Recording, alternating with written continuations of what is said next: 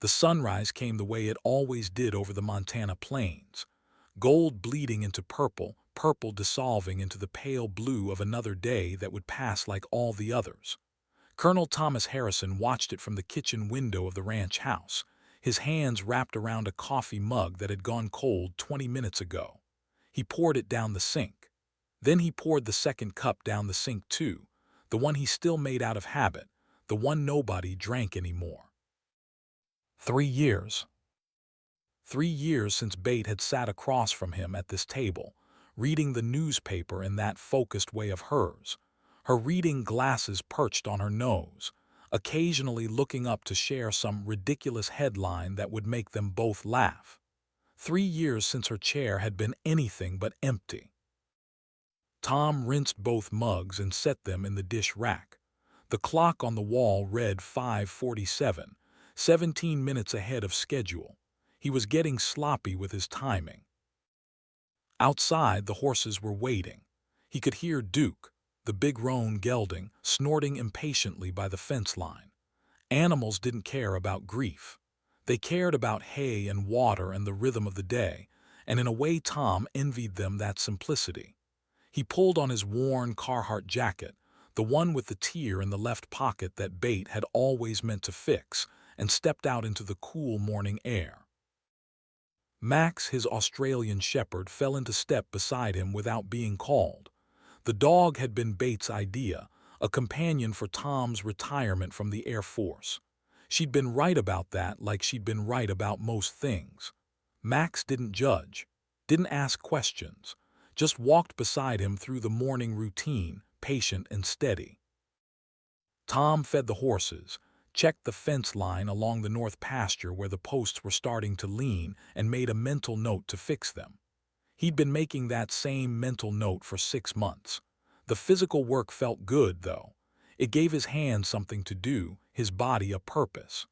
By the time he came back to the house, the sun was full up and the day had officially started. Inside, he showered and shaved with the mechanical precision of a man who'd spent 30 years in military service. The face in the mirror looked older than he remembered. 54 wasn't old, not really, but the last 3 years had carved new lines around his eyes and mouth. His hair, still thick but now more salt than pepper, needed cutting.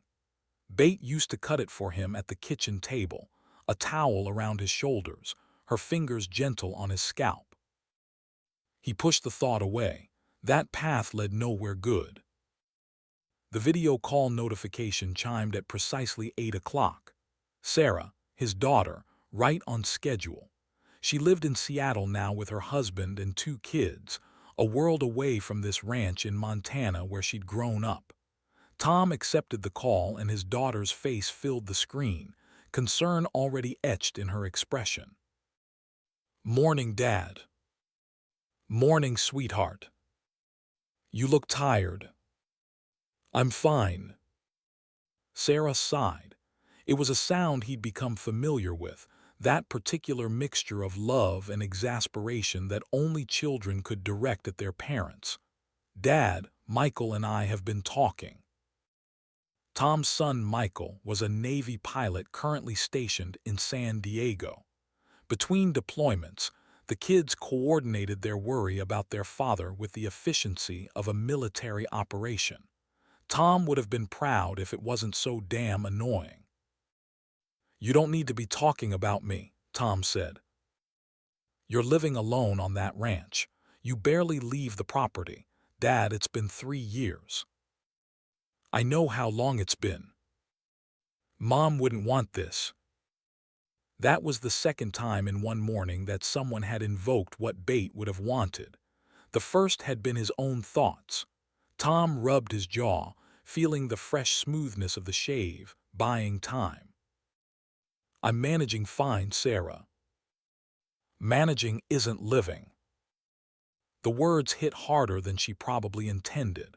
Tom looked past the screen to the living room visible behind him, the furniture exactly as Bate had arranged it, the photos on the mantel that he dusted religiously but never really looked at. Managing. Yes, that was exactly what he was doing. Managing to wake up, manage to feed the animals, managed to make it through another day. "I appreciate your concern," he said finally, "but I'm okay." Sarah opened her mouth to argue, then closed it. She'd inherited her mother's ability to know when pushing wouldn't help. "All right, but Dad, please, think about getting out more. Join something. Do something. There's a whole world out there." After they said goodbye, Tom sat in the silence of the empty house. The whole world. What did he want with the whole world? This ranch had been his family's for 3 generations. He'd brought Bait here as a bride 40 years ago.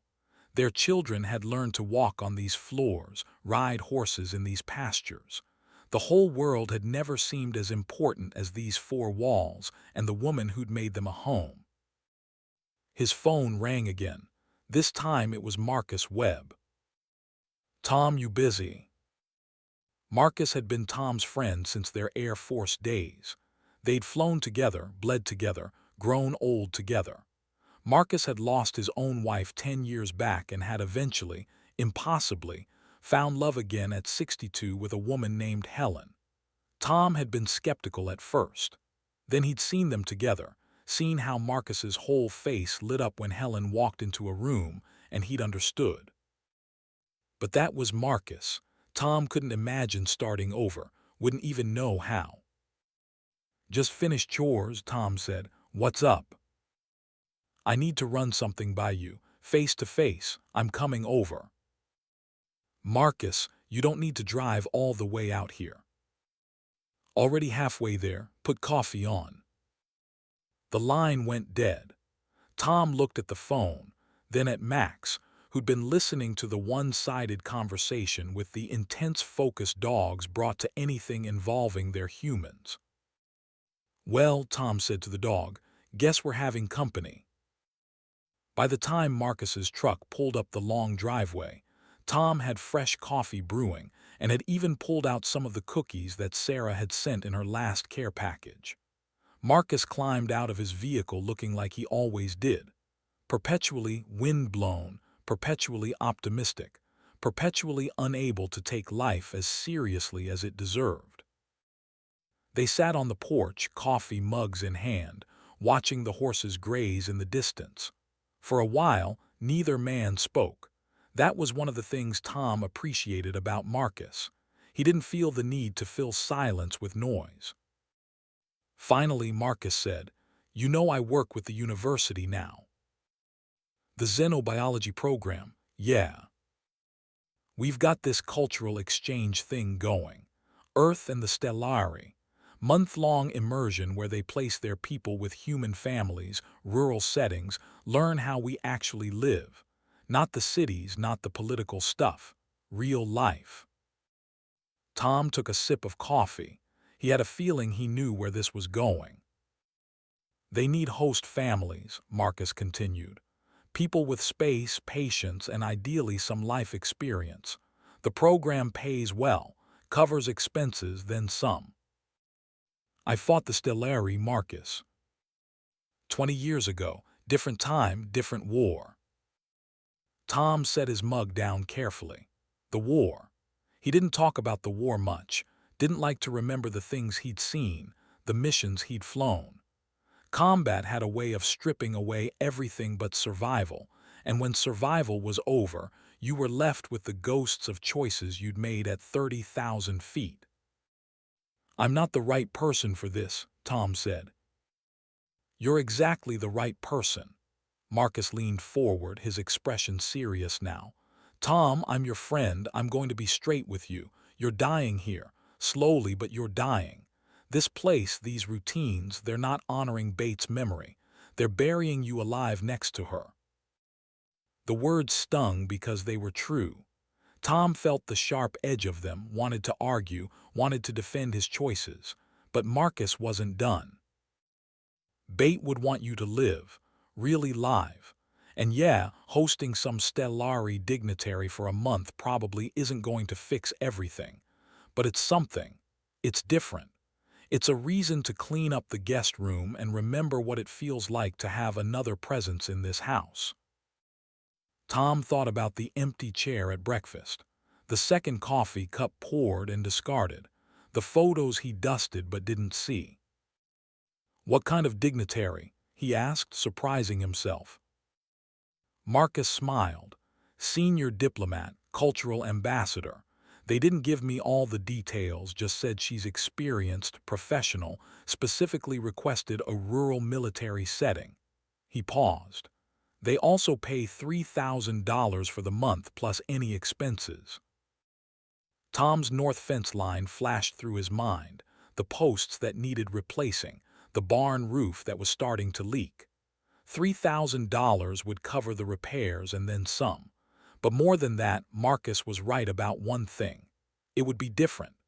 Different from 3 years of the same sunrise, the same empty rooms, the same slow erosion of the man he used to be. "1 month," Tom said. "1 month. And if it doesn't work out, then the program relocates her, and you've got $3,000 and a story to tell." Tom looked out at the ranch, at the land that held so many memories. Bate had loved hosting people. When their kids were young, the house had always been full of their friends, strays from the base, anyone who needed a meal or a place to stay. After the kids left, Bate had talked about fostering, about opening their home to people who needed it. But then the cancer came, and there hadn't been time for those dreams. Maybe this was a way to honor that part of her too. "Send me the details," Tom said. Marcus clapped him on the shoulder, grinning. "Already in your email." After Marcus left, Tom sat on the porch alone as the sun climbed higher. Max dozed at his feet. The horses had moved to the shade by the barn. Everything was exactly as it had been an hour ago, except something had shifted in Tom's chest. Something small, barely noticeable. It might have been anticipation. It might have been fear. Either way, it was something other than the numbness he'd been living in, and that alone felt like progress. The next week passed in a blur of preparation that Tom hadn't expected. The guest room hadn't been used since Sarah's last visit, and before that, not since Bates' illness. Tom stripped the bed, washed the linens, dusted every surface. He found himself paying attention to details he'd ignored for years. The loose doorknob on the bathroom, the squeaky floorboard in the hallway, small repairs that gave his hands purpose beyond the daily ranch work. He researched the Stellari online, feeling slightly foolish for not knowing more. 20 years ago, he'd fought them. Or rather, he'd fought in a war where they'd been on the other side, flying rescue missions while diplomats failed and soldiers died. But the Stellari themselves had been abstractions, enemy contacts on radar, ships in the sky. He'd never actually met one face to face. The information on Earth's networks was surprisingly detailed.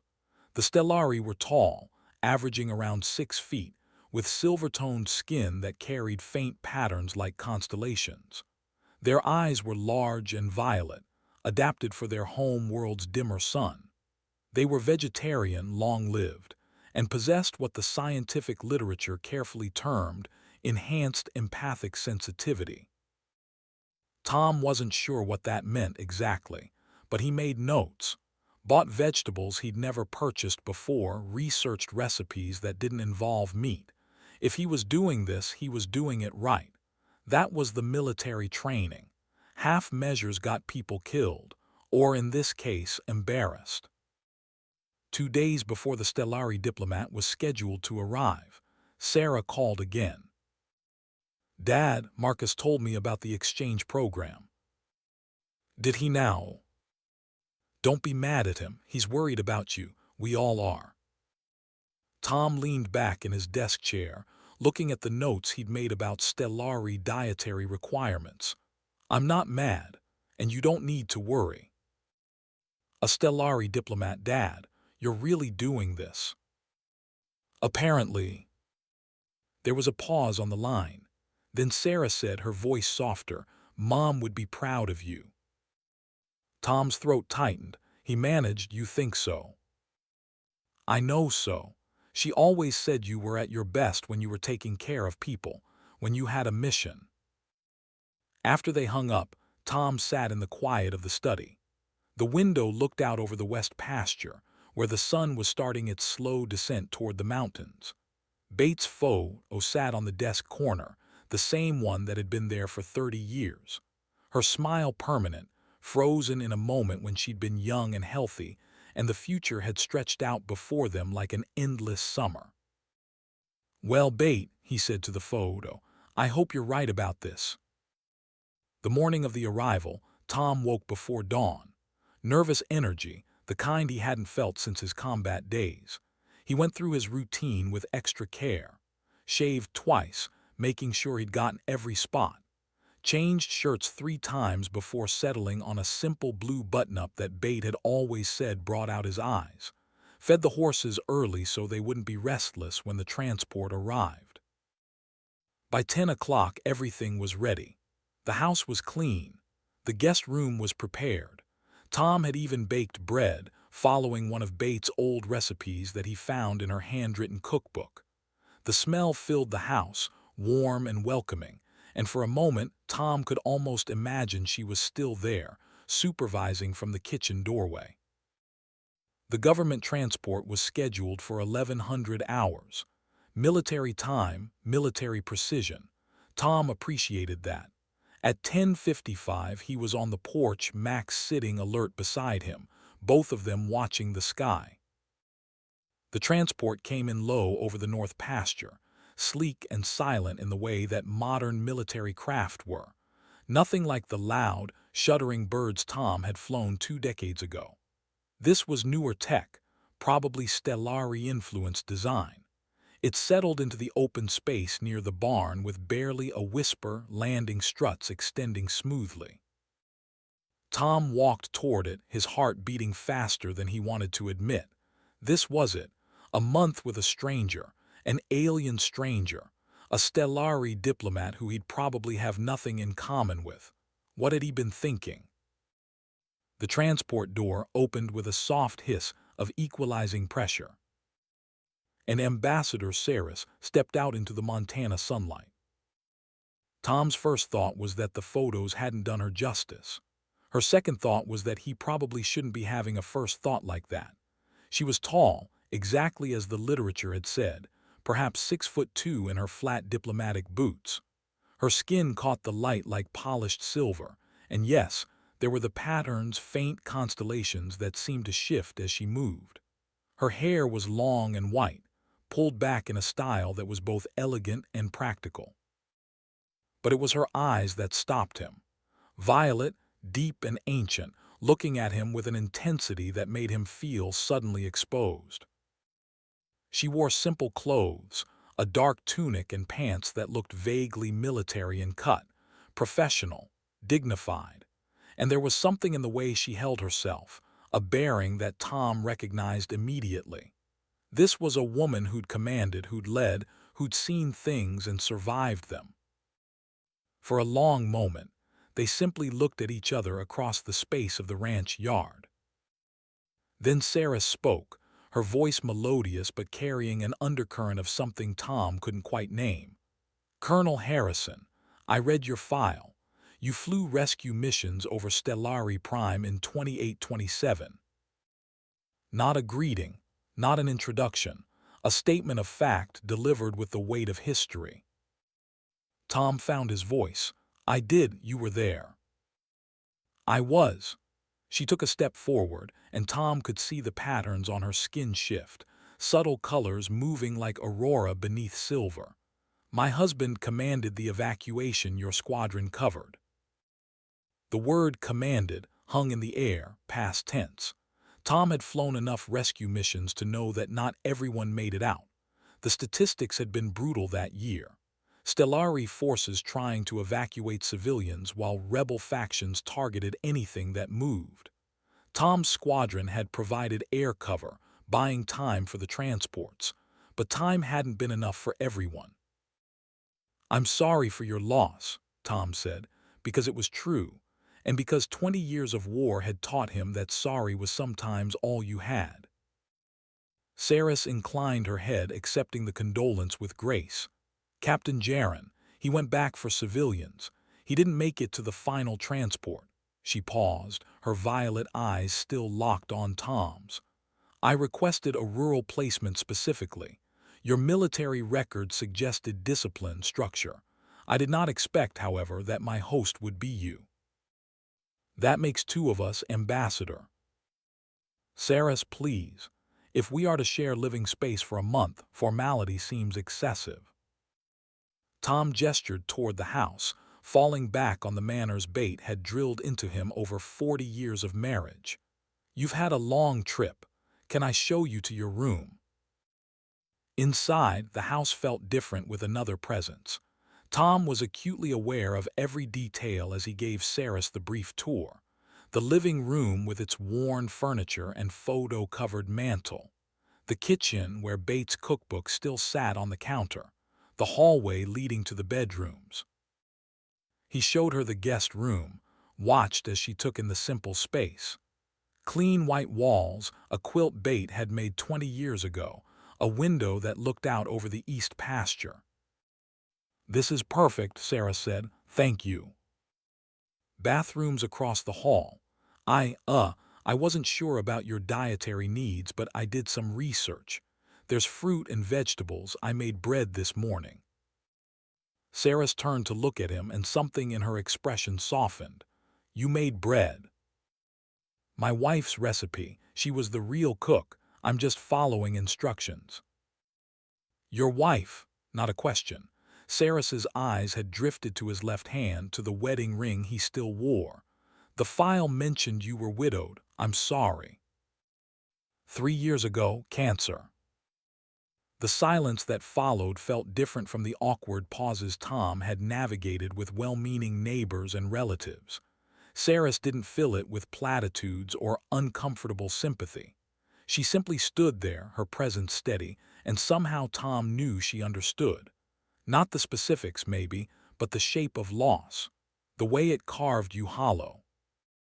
I should let you settle in, Tom said finally. Lunch is in an hour if you're hungry. After she closed the door to the guest room, Tom stood in the hallway for a moment, trying to process what had just happened. The Stellari ambassador wasn't what he'd expected. Wasn't a politician in expensive clothes making small talk and diplomatic noises. She was a veteran, a widow, someone who'd stood where he'd stood, lost what he'd lost. This was either going to be very easy or very complicated. In the kitchen, Tom started preparing lunch with more care than he'd taken with a meal in months. Fresh salad greens, sliced tomatoes from the garden he'd barely maintained, the bread he'd baked that morning. He arranged everything on plates like he was trying to impress someone, then felt foolish. She was a diplomat. She'd probably eaten at the finest establishments Earth had to offer. His simple ranch fare would be laughably rustic. But when Seris emerged from the guest room an hour later, she smiled at the spread on the table, and it looked genuine. This is wonderful, she said. They sat across from each other at the kitchen table, the same table where Tom had eaten alone for 3 years, and began the careful dance of two strangers learning to share space. So, Tom said, cultural exchange. What exactly does that involve? Living as you live, learning your routines, your customs. The goal is for Stellari to understand Earth beyond cities and political forums, to see how humans actually exist in their daily lives. Fair warning, my daily life is pretty boring. Feed horses, fix fences, repeat. I find routine fascinating. It reveals what we value. Seris took a bite of bread and her eyes widened slightly. This is excellent. All credit to my wife's recipe book. They ate in comfortable quiet for a while. Tom found himself studying her when he thought she wasn't looking. The way the patterns on her skin seemed to pulse very faintly with her breathing. The way her long fingers handled the silverware with precision.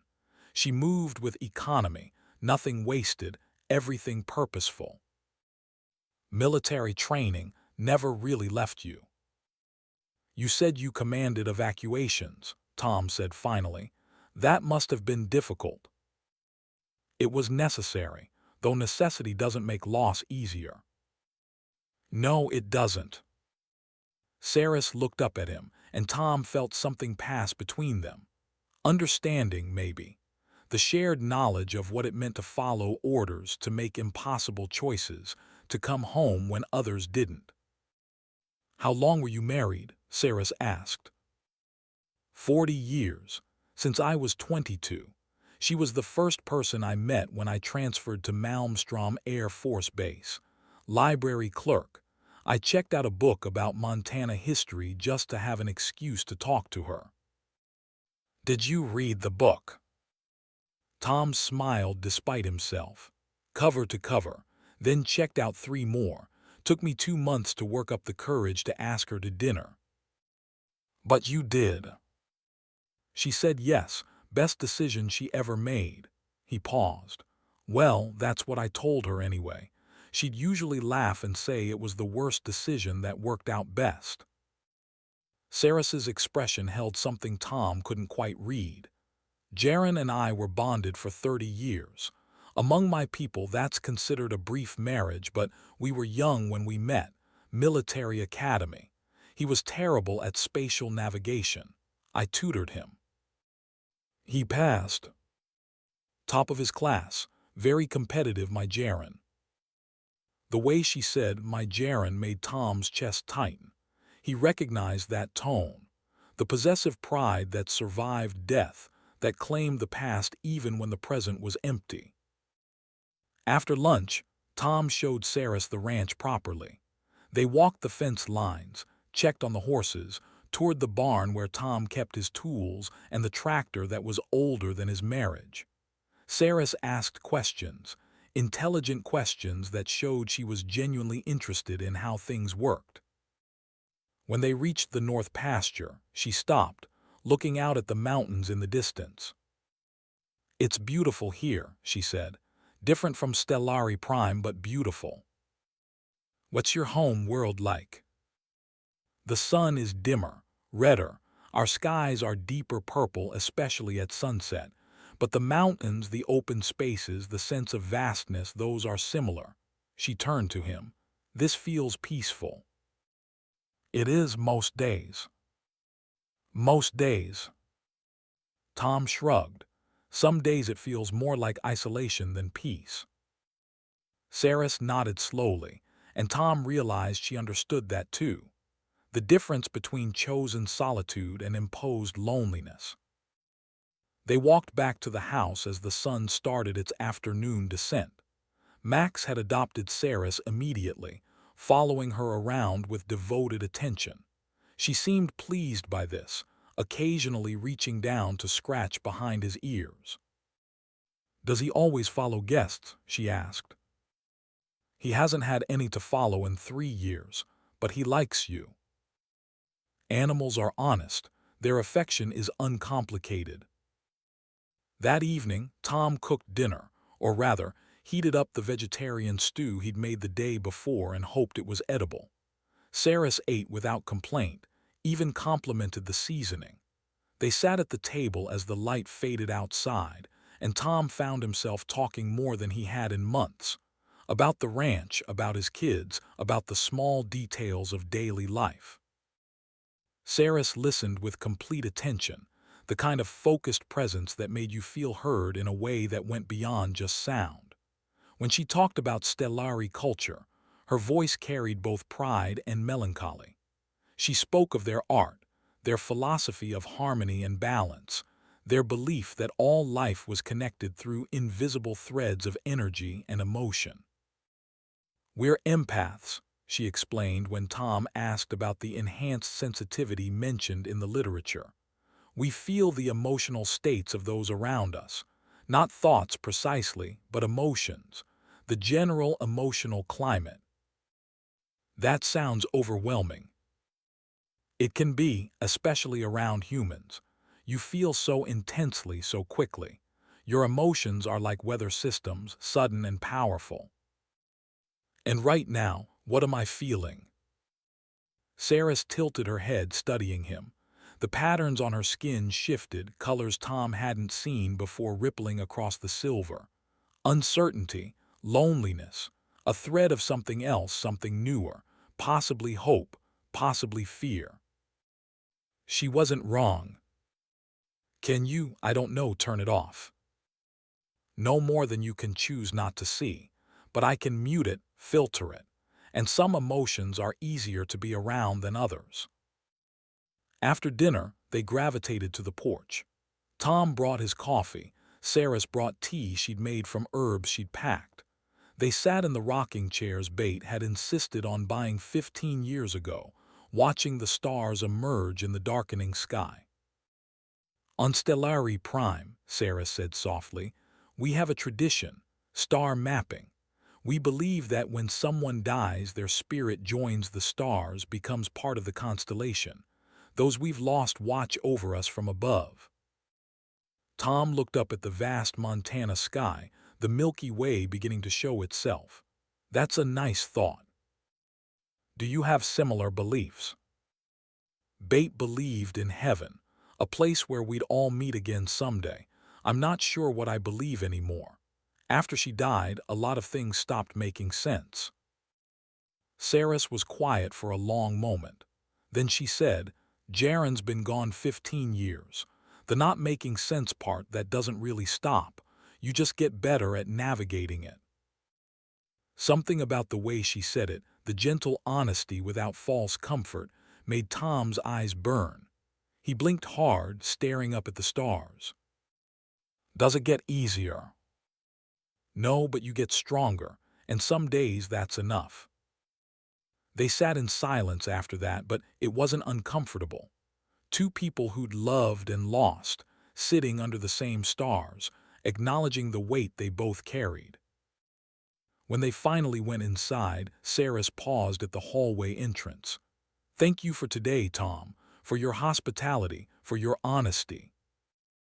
Thank you for being easy to talk to. She smiled, and Tom noticed for the first time how it transformed her face, made her look younger. Good night. Good night. In his own room, Tom lay awake longer than usual. The house felt different with another person in it. Not full, exactly, not the way it had been with Bate, but less empty. The silence had a different quality when you knew someone else was breathing the same air, existing in the same space. He thought about Seris's words, that you don't get over loss, you get stronger, that some days that's enough. Maybe she was right. The next morning, Tom woke to the smell of something unfamiliar cooking. He came into the kitchen to find Seris at the stove, preparing what looked like grain porridge with fruit. I hope you don't mind, she said. I'm an early riser and I thought I'd contribute to breakfast. They ate together, and if there was awkwardness, it was the normal kind of two people still learning each other's rhythms. Seris asked if she could help with the morning chores, and Tom found himself saying yes, something he'd never done with any of the neighbors who'd offered over the years. He showed her how to measure out grain for the horses, how to check the water troughs, how to recognize which fence posts needed attention. She learned quickly, her movements economical and precise. When Duke, the big roan, tried to steal grain directly from the bucket, she laughed, a sound that seemed to surprise her as much as it surprised Tom. He's shameless, Tom said. He knows what he wants, I respect that. Over the following days, a routine developed. Mornings spent on ranch work, Seris proving to be both capable and curious. Afternoons sometimes apart, Tom handling repairs while Seris read or walked the property. Evenings together, either on the porch or in the living room, talking about everything and nothing. Tom learned that Seris had been a diplomat for 20 years, after Jaren's death. That she'd thrown herself into her work the way Tom had thrown himself into this ranch, using purpose as a shield against grief. That she'd never considered remarrying because among Stellari lifetime bonds were sacred, even after death. But you must get lonely, Tom said one evening.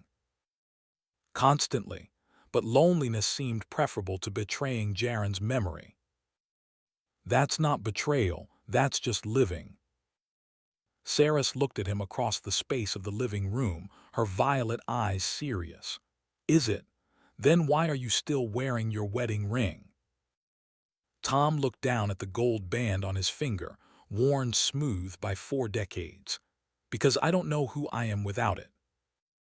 Yes, exactly that. The understanding between them was growing, deepening in ways Tom hadn't anticipated. He found himself looking forward to their evening conversations, to the sound of another voice in the house, to the way Seris listened like every word mattered. One afternoon, while fixing a section of fence in the south pasture, Tom heard Seris call out. He turned to see her standing near the barn, her hand outstretched. A small bird, some kind of sparrow, sat calmly in her palm. "How did you do that?" Tom asked, walking over. Empathic projection. If I remain calm and project safety, animals respond. She smiled at the bird, which chirped once before flying away. Jaren used to joke that I was better with animals than people. I'm starting to think he was selling you short on the people front. Something shifted in Seris's expression, the patterns on her skin pulsing with color Tom had learned to recognize as pleasure or happiness. You're very kind, Tom Harrison. Just honest. They stood there in the afternoon sun, close enough that Tom could see the intricate details of the constellation patterns on her skin, the way they moved like living things.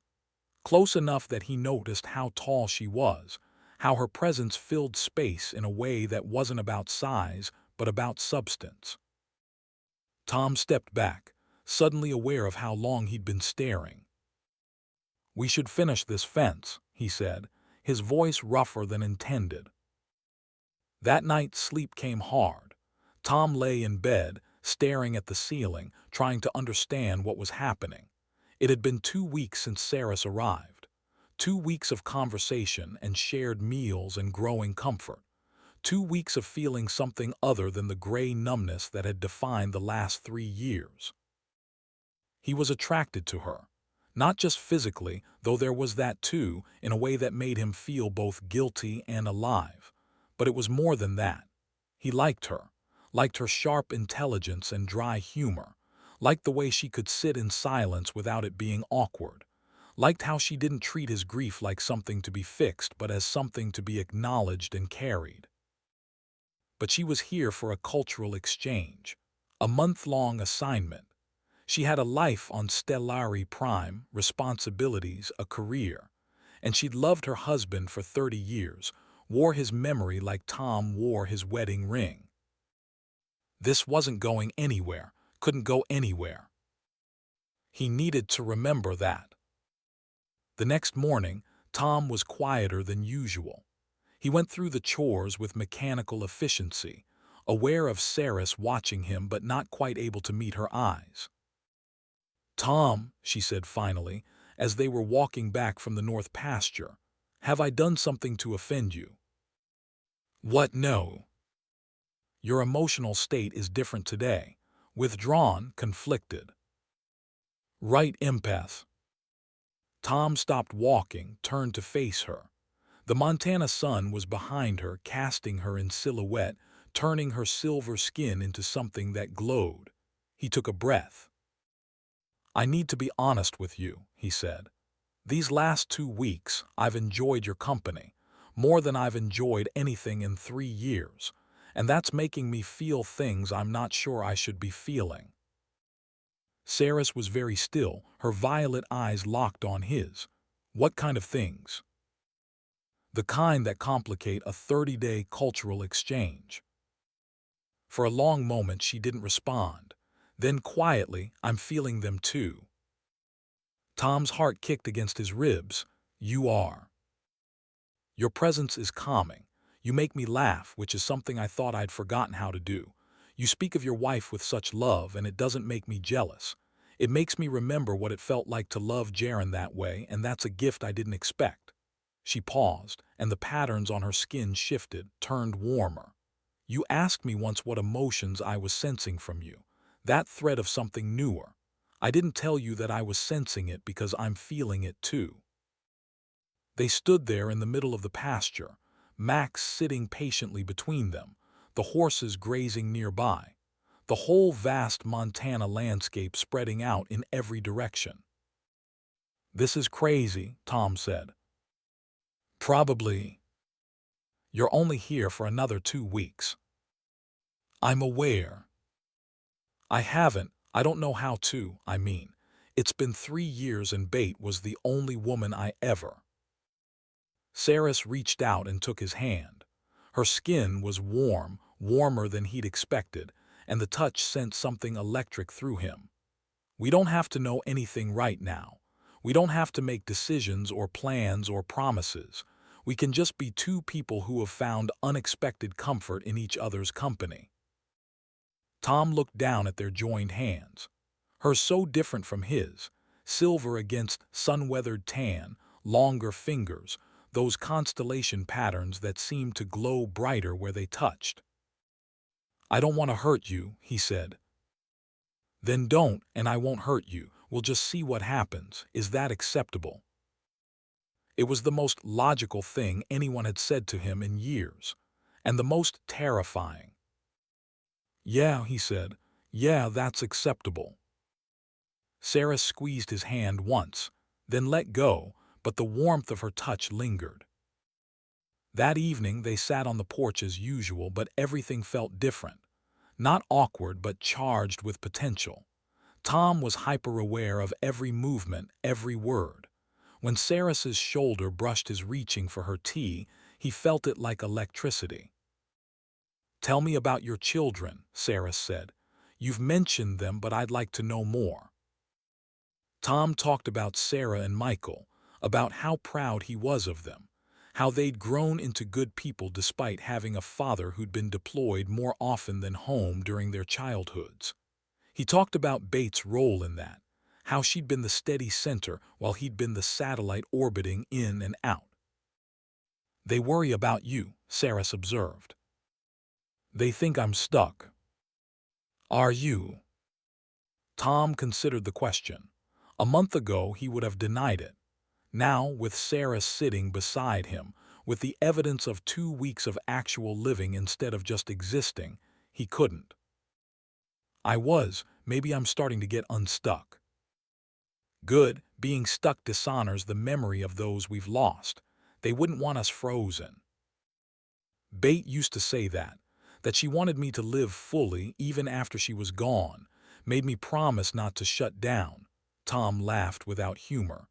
"I broke that promise pretty thoroughly." "You're keeping it now." "Am I?" Seris turned to look at him, the porch light catching the patterns on her face, turning them gold and amber. "You're here. You're talking. You're feeling. That's living, Tom." The way she said his name, with that slight accent that turned the vowel into something musical, made his chest tight. "I should tell you something," Tom said, "about the day your husband died." Seris went very still. "You don't have to." "I want to. I need to." Tom set his coffee down, gathering the memory he'd buried for 20 years. "We got the call at 0400. Civilian transport under fire, requesting air cover for evacuation. My squadron scrambled.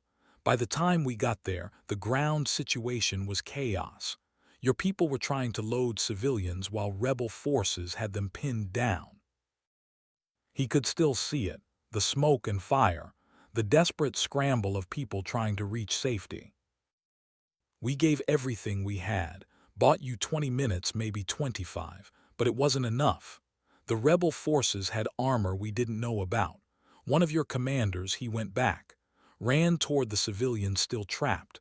We tried to cover him, but the fire was too heavy. I watched him fall." Tom's voice cracked. I'm so sorry we couldn't save him." When he looked up, Seris's eyes were wet, not crying but close. She reached over and took his hand again, held it tightly.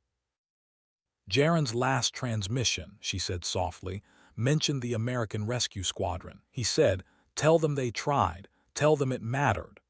I've carried those words for 15 years, waiting to deliver them. Thank you for trying, Tom.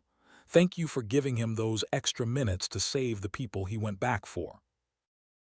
They sat there holding hands as the Montana night deepened around them, two veterans of the same war, finally able to acknowledge the shared history that had brought them to this moment. "He would have liked you," Sarah said eventually. "Jaron valued honor above everything. You're an honorable man. Bate would have liked you too. She had a thing for people who said what they meant and meant what they said. Then they would approve of this, whatever this is becoming." Tom squeezed her hand. "Yeah, I think they would." Later that night, lying in bed, Tom did something he hadn't done in 3 years. He took off his wedding ring. Not permanently, not as some grand gesture of moving on, but he set it carefully on the nightstand next to Bates' picture, and he whispered to the photograph, "I hope this is okay. I hope you meant what you said about living." The house was quiet, but it didn't feel empty anymore. In the guest room across the hall, Sarah stood at the window, looking out at the stars. Her fingers traced the constellation pattern on her left shoulder, the one that honored Jaron's memory. The pattern glowed softly in the darkness, permanent and unchanging. But on her right shoulder, new patterns were forming, subtle, barely visible, but undeniably there. Among her people, this meant something profound. New bonds forming, new connections being made. She touched the new patterns gently, surprised and not surprised. "I hope this is all right," she whispered to the memory of her husband. "I hope you'd understand." The stars offered no answer, but somehow, Seris felt a sense of peace. Tomorrow would bring what it would bring. For tonight, it was enough to know that both of them, the widower and the widow, were choosing to try again, choosing to feel again, choosing against all odds and expectations to live again. The last week of the month arrived with the suddenness of all endings. Tom woke each morning with the knowledge that their time was running out, that soon Seris would board a transport and return to her world, her life, her responsibilities. And he'd be here, on this ranch, with the memory of 4 weeks that had changed everything. They didn't talk about it directly, but the awareness sat between them, coloring every interaction. 3 days before she was scheduled to leave, Dr. Marcus Webb called. "Tom, I need to swing by. There's been a development with the exchange program." When Marcus arrived, his expression was serious in a way that set Tom on edge. They sat in the kitchen, Seris joining them at Marcus's request. "There's been a bombing," Marcus said without preamble. "Earth Embassy on Stellari Prime, 47 dead, some kind of separatist group claiming responsibility." Seris's face went pale, the patterns on her skin dimming. "Which group?" "They're calling themselves the Purity Coalition, anti-Earth extremists." Tom watched Seris process this, saw the diplomat rise to the surface even as he could sense, could feel, her personal distress underneath. "All exchange participants are being recalled immediately," Marcus continued. "There are anti-Stellari protests starting in some cities. The government wants to ensure everyone's safety." "When?" Seris asked. "Transport arrives in 48 hours. 2 days, they had 2 days. After Marcus left, Tom and Seris sat in the living room, the television playing news coverage neither of them were really watching. Images of the destroyed embassy, of protesters in the streets, of officials making statements. "I should have been there," Seris said quietly. "I should have been at the embassy doing my job, not here playing at rural life." "You're doing important work here too. Cultural exchange, remember, building understanding. Building understanding while my people are dying." Tom turned off the television, turned to face her fully. "Seris, you can't save everyone. Trust me, I've tried. All you can do is the work in front of you and hope it matters. Does it matter, this month we've spent together? The question hung in the air, heavy with meaning beyond the words. It matters to me, Tom said. These 4 weeks you've reminded me how to be human again, how to feel something other than loss. That matters. Seris's eyes met his, violet and infinite and sad. And when I leave, what then? I don't know. They sat in silence as the afternoon light faded. Outside, storm clouds were gathering over the mountains, the first real storm of the season. That evening, neither of them felt like eating. They sat on the porch watching the lightning in the distance, feeling the temperature drop as the storm approached. Among my people, Seris said, there's a belief about storms. We think they're the universe expressing emotion it can't contain. All that energy, all that power, it has to go somewhere. Seems like the universe has a lot of emotions right now. The universe and everyone in it. The first drops of rain began to fall, and they moved inside. But instead of retreating to separate rooms, they stayed in the living room, sitting together on the couch that had been Bates' favorite piece of furniture. Tom found himself talking, words spilling out that he hadn't planned. About Bates' illness, about watching her fade, about the helplessness of loving someone you couldn't save. About the guilt he'd carried, wondering if he'd done enough, been enough. Seris listened the way she always did, with complete attention, and when he finished, she shared her own story. About Jaren's death, about the anger she'd felt at him for choosing duty over survival, over her.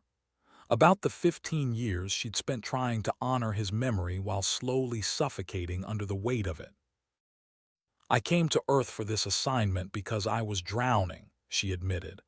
I needed distance from everything that reminded me of him.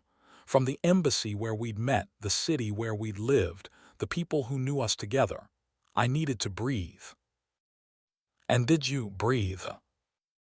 She looked at him and the patterns on her skin shifted, warmed. Yes, here with you, I remembered how. The rain was falling harder now, drumming on the roof. Thunder rolled across the plains. And in the living room, in the soft lamplight, Tom leaned forward and kissed her. It was gentle, tentative, the kiss of two people who'd forgotten how this worked but were willing to remember. Seris's lips were warm, and when she kissed him back, he felt the constellation patterns on her skin pulse with light he could feel even with his eyes closed. When they pulled apart, both of them were breathing hard. I'm 54 years old, Tom said. I don't know how to do this anymore. I'm the equivalent of 48 and I've been alone for 15 years. I don't know either. Seris touched his face, her fingers tracing the lines around his eyes. But maybe we can figure it out together. They kissed again, longer this time, deeper. And somewhere in Tom's chest, something that had been frozen for 3 years finally began to thaw. That night they didn't make love. They weren't ready for that, weren't sure if they'd ever be. But they held each other on the couch as the storm raged outside, finding comfort in presence and touch, and the simple act of not being alone. When the storm finally passed and the first hints of dawn appeared, Seris said, I don't want to leave. I don't want you to go. But I have to. My people need me. The diplomatic situation, it's going to require every experienced ambassador we have. I know. And you have your life here. Your children, your ranch, everything you've built. I know that too. They sat in the growing light, holding onto each other and the last hours they had left. The final day arrived the way endings do, inevitable and unwelcome. Tom went through the morning chores alone, giving Seris time to pack, to prepare. When he came back to the house, her bags were by the door, and she was standing in the living room, looking at the photos on the mantel. May I? She asked, gesturing to Bates' picture. Of course. Seris picked up the frame, studying the image of Tom's late wife. She was beautiful, inside and out. I wish I could have known her. Tom came to stand beside her, looking at the photo he'd looked at 1,000 times. She would have liked you, would have probably cornered me in the kitchen after the first week, and told me I was being an idiot for not asking you out properly. Sarah smiled, set the photo back gently. Then she turned to Tom, her expression serious. I need to tell you something about why I really requested this assignment. Tom's stomach tightened. Okay. I didn't just want a rural placement with a military host. I specifically requested your file. When I saw your name, your service record, the rescue missions you flew over Stellari Prime, I knew. You were there. You tried to save the convoy. You tried to save Jaren. You came here to meet me. I came here to forgive you, even though you'd done nothing wrong. To forgive myself for surviving when he didn't. To try to understand how to move forward. She took his hands. What I didn't expect was to find this, to find you, to find the possibility of feeling again. Seris. The exchange program was supposed to be 1 month, official policy, but there's a clause rarely used for extended cultural immersion. 6 months, renewable, if both parties agree. Tom's heart was pounding. What are you saying? I'm saying I want to request an extension. I'm saying that 48 hours isn't enough and 1 month isn't enough, and I need more time to figure out what this is between us. Her eyes held his, intense and hopeful and terrified. But I need to know if you want that too. Tom thought about the last 4 weeks. Thought about morning coffee and evening conversations and the slow return of joy he'd thought was dead. Thought about Seris's laugh and her intelligence and the way she understood loss in a way no one else could. Thought about Bates' photo on the mantel and the wedding ring on his nightstand and the promise he'd made to live. Yes, he said. God, yes, I want that too. The patterns on Seris's skin exploded with light, brilliant gold and silver and colors Tom had never seen. She pulled him into a kiss that felt like a beginning, like a promise, like hope. Outside, the transport was landing. But this time, it wasn't there to take Seris away. This time, Marcus had called ahead, pulled strings, made arrangements. The transport would take her paperwork for the extension request, but Seris herself would stay. 6 more months.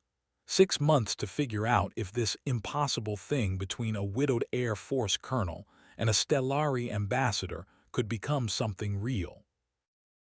As they stood on the porch watching the transport depart, Tom pulled Seris close, felt her lean into him, felt the rightness of it. Your kids are going to have questions, she said. My kids are going to be thrilled I'm not dying slowly on this ranch. Your neighbors are going to talk. Let them talk. Seris laughed, the sound bright and free. What have we gotten ourselves into? Tom looked out at the ranch, at the mountains in the distance, at the vast Montana sky. Looked at this woman who'd arrived a month ago as a stranger and had somehow become essential. Looked at the future, uncertain and terrifying and full of possibility. I don't know, he said, but I'm willing to find out if you are. I am. And there, on the porch of a ranch in Montana, 2 people who'd thought they were done with love found themselves starting over. Not forgetting what they'd lost, but carrying those memories forward while making room for something new. The autumn of their lives, perhaps, but autumn could be beautiful, could be warm, could be the season of harvest and richness and depth. Could be, Tom thought as Seris's hand found his, exactly what they both needed. The stars would still be there tonight, watching over them. Both the old constellations they'd loved and the new ones they were beginning to form together. And that, Tom decided, was more than enough. The first morning of Seris's extended stay began the way all the others had, with Tom waking before dawn to find sunlight creeping through the bedroom window. But this morning carried a different weight. 6 months. They had 6 months to figure out what this thing between them was, what it could become. He found Seris already in the kitchen, preparing the grain porridge she'd taught him to make, her movements practiced and sure. When she heard him enter, she turned, and the smile that crossed her face made Tom's chest tighten with something that felt dangerously close to happiness. "Good morning," she said. "Morning." They ate breakfast together as the Montana sunrise painted the sky in shades of amber and rose. The conversation was easy, comfortable in a way that came from 4 weeks of learning each other's rhythms. But underneath the ordinary talk about ranch work and weather, there was an undercurrent of awareness. Something had shifted between them. The kiss during the storm, the decision to extend her stay, the acknowledgement of feelings they'd both tried to ignore. All of it hung in the air like the morning mist over the pastures. After breakfast, they fell into the familiar routine of chores. Tom showed Seris how to properly clean the horse stalls, a task she approached with the same methodical precision she brought to everything. They worked side by side, close enough that their shoulders brushed occasionally, and each casual touch felt charged with meaning. "Tom," Seris said as they were finishing up, "we should probably discuss what this arrangement means. The extension." Tom leaned against the stall door, considering his words carefully. "I think it means we have time. Time to figure out if what we're feeling is real or just two lonely people finding comfort. And if it's real, then we face that when we get there, one day at a time." Seris nodded slowly, the constellation patterns on her skin shifting to warmer tones. "Among my people, we have a saying. The brightest stars take longest to form. Perhaps we're meant to take our time with this." "I like that, taking our time." What they didn't say, what hung unspoken between them, was that 6 months felt simultaneously like forever and not nearly long enough. But for now, it was what they had. The first call from Sarah came that afternoon. Tom had been expecting it. News of the embassy bombing had made international headlines, and the fact that he had a Stellari guest during a time of rising anti-alien sentiment wouldn't have escaped his daughter's attention. Her face on the screen carried the familiar mixture of concern and determination. "Dad, please tell me you're being safe." "I'm fine, sweetheart, we're fine. There are protests in Seattle, people are angry, and you have a Stellari living with you. Have you thought about what that means right now?" Tom glanced toward the kitchen where Seris was giving him privacy for the call. "I've thought about it, and she's staying." Sarah's expression softened slightly. "You really care about her, don't you?" The question surprised him with its directness. But Sarah had always been perceptive, had inherited Bates' ability to read him like an open book. "Yeah," Tom admitted, "I do." "Does she feel the same?" "I think so. We're trying to figure it out." Sarah was quiet for a moment, studying him through the screen. Then she said, "You look different, Dad. Lighter somehow. I haven't seen you look like this since before Mom got sick." Tom's throat tightened. "Is that okay, that I'm moving on?" "Dad, Mom made you promise to live. We both heard her. If this Stellari ambassador makes you happy, if she reminds you how to smile, then yes, it's more than okay." She paused. "But please be careful. The world is complicated right now." After they disconnected, Tom sat in the study, looking at Bates' photo on the desk. He'd moved the wedding ring from his finger to a chain around his neck a week ago, and he touched it now, feeling the familiar weight of it against his chest.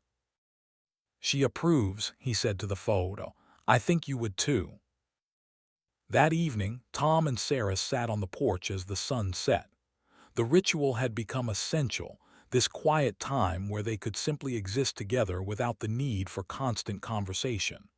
But tonight, Seris seemed distant, her patterns dimmed to barely visible silver. "What's wrong?" Tom asked. "I spoke with Ambassador Kairos today.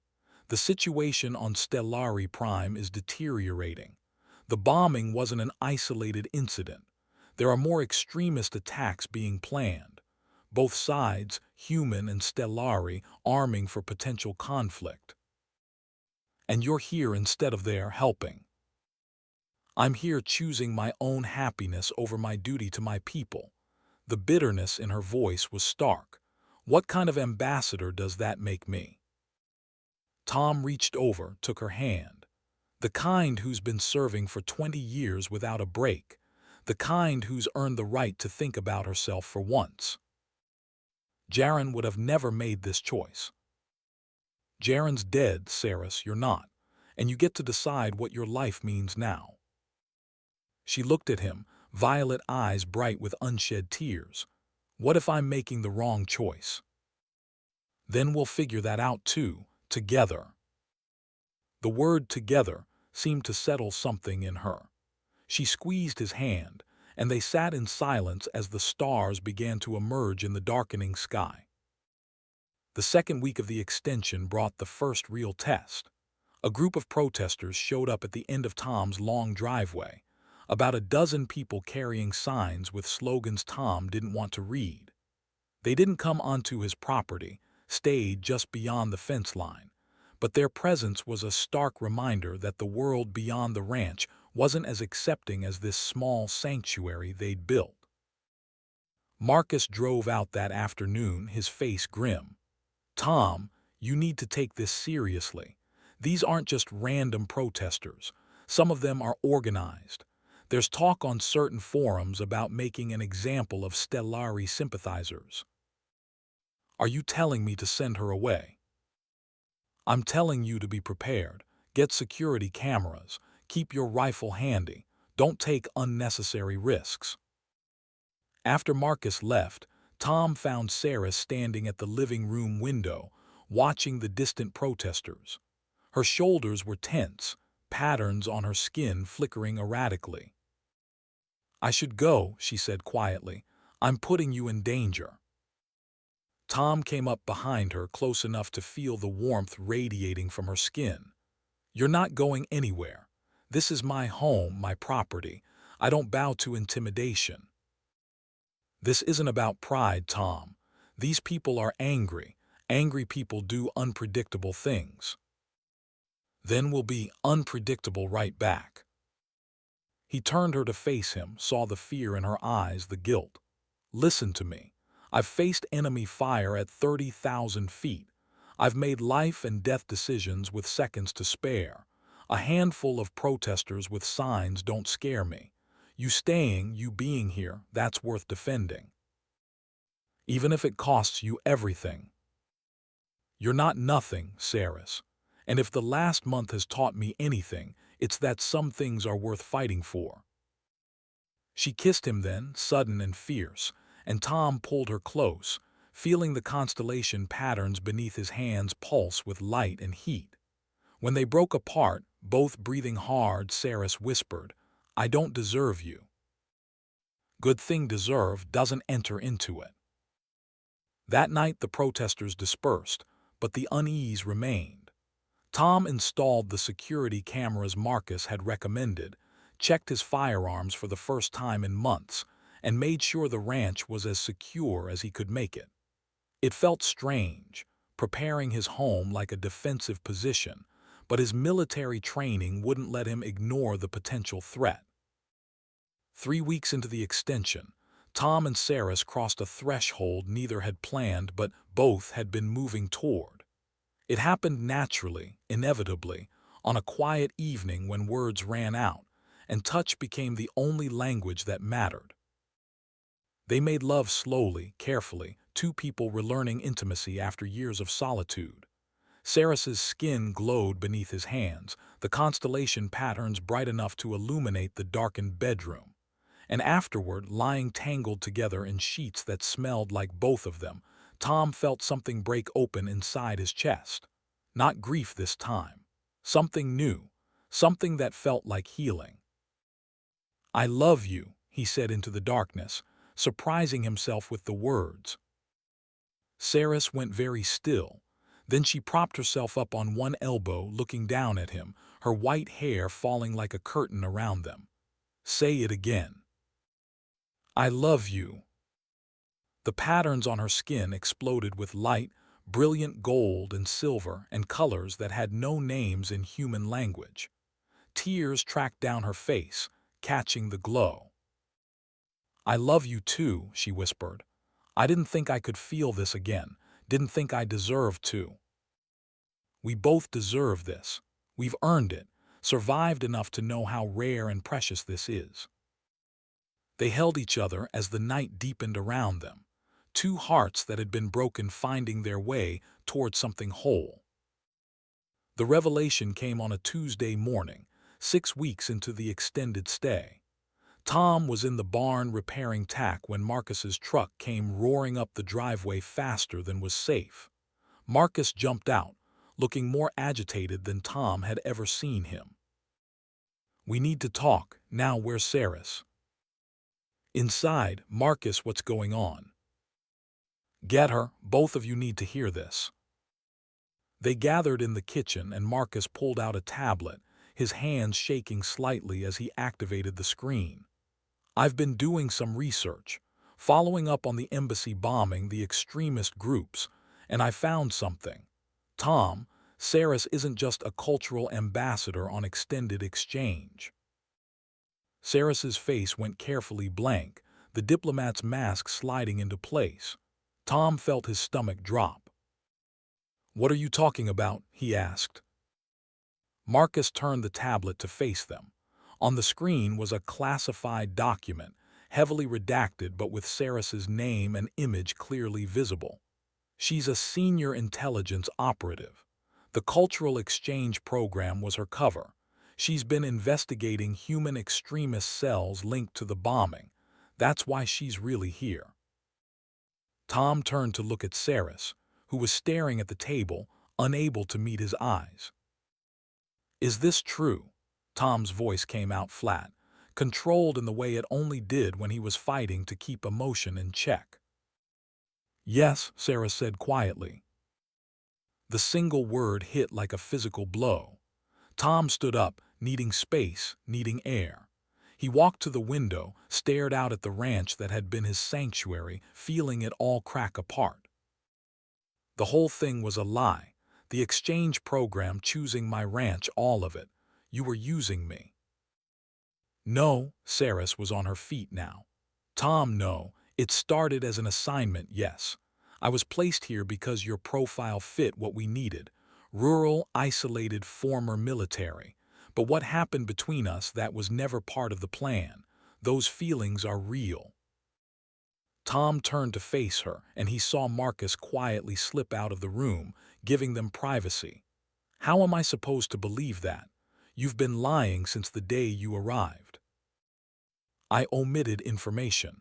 I didn't lie about my feelings." "That's a hell of a distinction." Seris crossed the distance between them, but Tom held up a hand, stopping her. "Don't, I need to think." "Tom, please." "I said I need to think." He walked out of the house, Max following at his heels, and headed for the north pasture where the world opened up into vast Montana sky. Behind him, he heard the kitchen door close softly, Seris giving him the space he demanded. Tom walked until the house was a small shape in the distance, until the only sounds were wind and birdsong and the beating of his own heart. He'd survived his wife's death by shutting down, by making himself numb to feeling. Seris had brought him back to life, had made him hope again, love again. And now he was supposed to process that it had all started with deception. He thought about the last 6 weeks. The conversations, the laughter, the growing intimacy. Had any of it been real? Or was she just that good at her job at making targets feel special, feel seen? But then he thought about the night she'd cried in his arms, talking about Jaren. The way her skin glowed when she looked at him, the fear in her eyes when the protesters arrived. Those things couldn't be faked, could they? Tom stood in the pasture as the sun climbed higher, wrestling with trust and betrayal, and the complicated reality of caring about someone who'd kept secrets. Bate had always told him he saw things too much in black and white, that the world had shades of gray he refused to acknowledge. Maybe she'd been right. He returned to the house as afternoon was bleeding into evening. Seris was sitting on the porch, her face a mask of carefully controlled neutrality. When she saw him, she stood, waiting.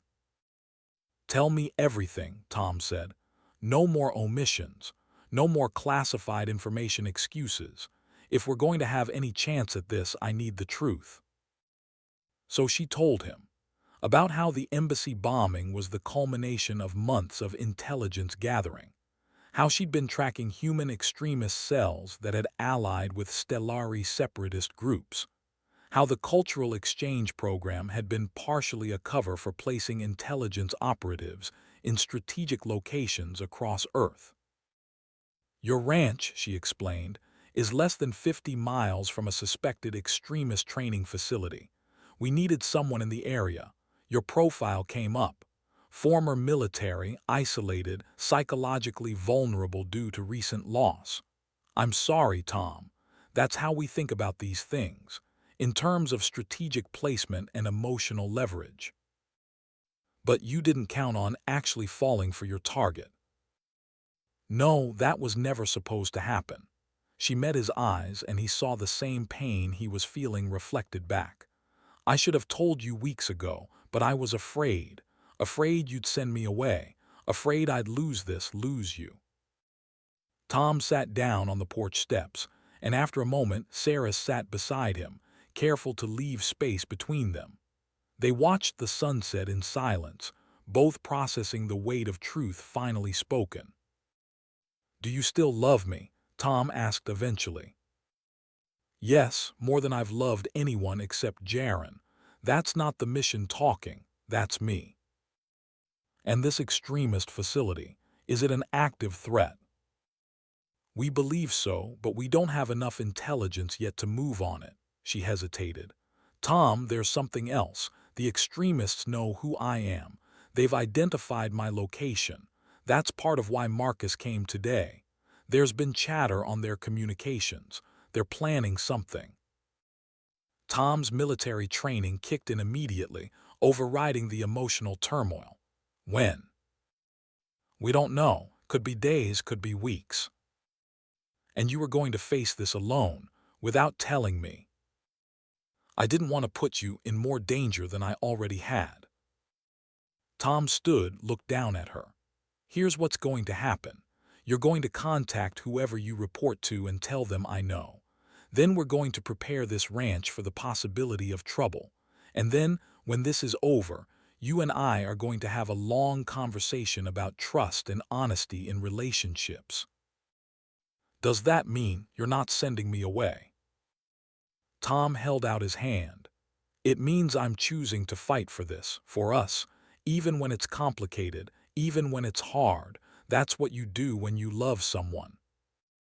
Seris took his hand, and the patterns on her skin glowed bright enough to rival the setting sun. The attack came 4 days later in the early hours of a moonless night. Tom woke to Max's low growl, the dog's instincts alert to something wrong. He reached for the handgun he'd started keeping in the nightstand, moved quietly to the window. In the darkness beyond the fence line, he could make out shapes, multiple figures, moving with tactical precision toward the house. Tom's heart rate spiked, but his training took over. He moved down the hall, tapped on Seris's door. She opened it immediately, already awake, already sensing the danger through her empathic abilities. "How many?" she whispered. "At least 6, maybe more." "What do we do?" Tom thought fast. The house was defensible but not a fortress. If these were trained operatives, they'd breach the defenses easily. But if they were just angry extremists? We talk first, see what they want. They moved to the living room, Tom positioning himself near the window while Sarah stayed back. He activated the external lights, flooding the yard with brightness. The figures froze, caught in the sudden illumination. "This is private property," Tom called out through the window. "You're trespassing. I suggest you turn around and leave." For a long moment, nothing happened.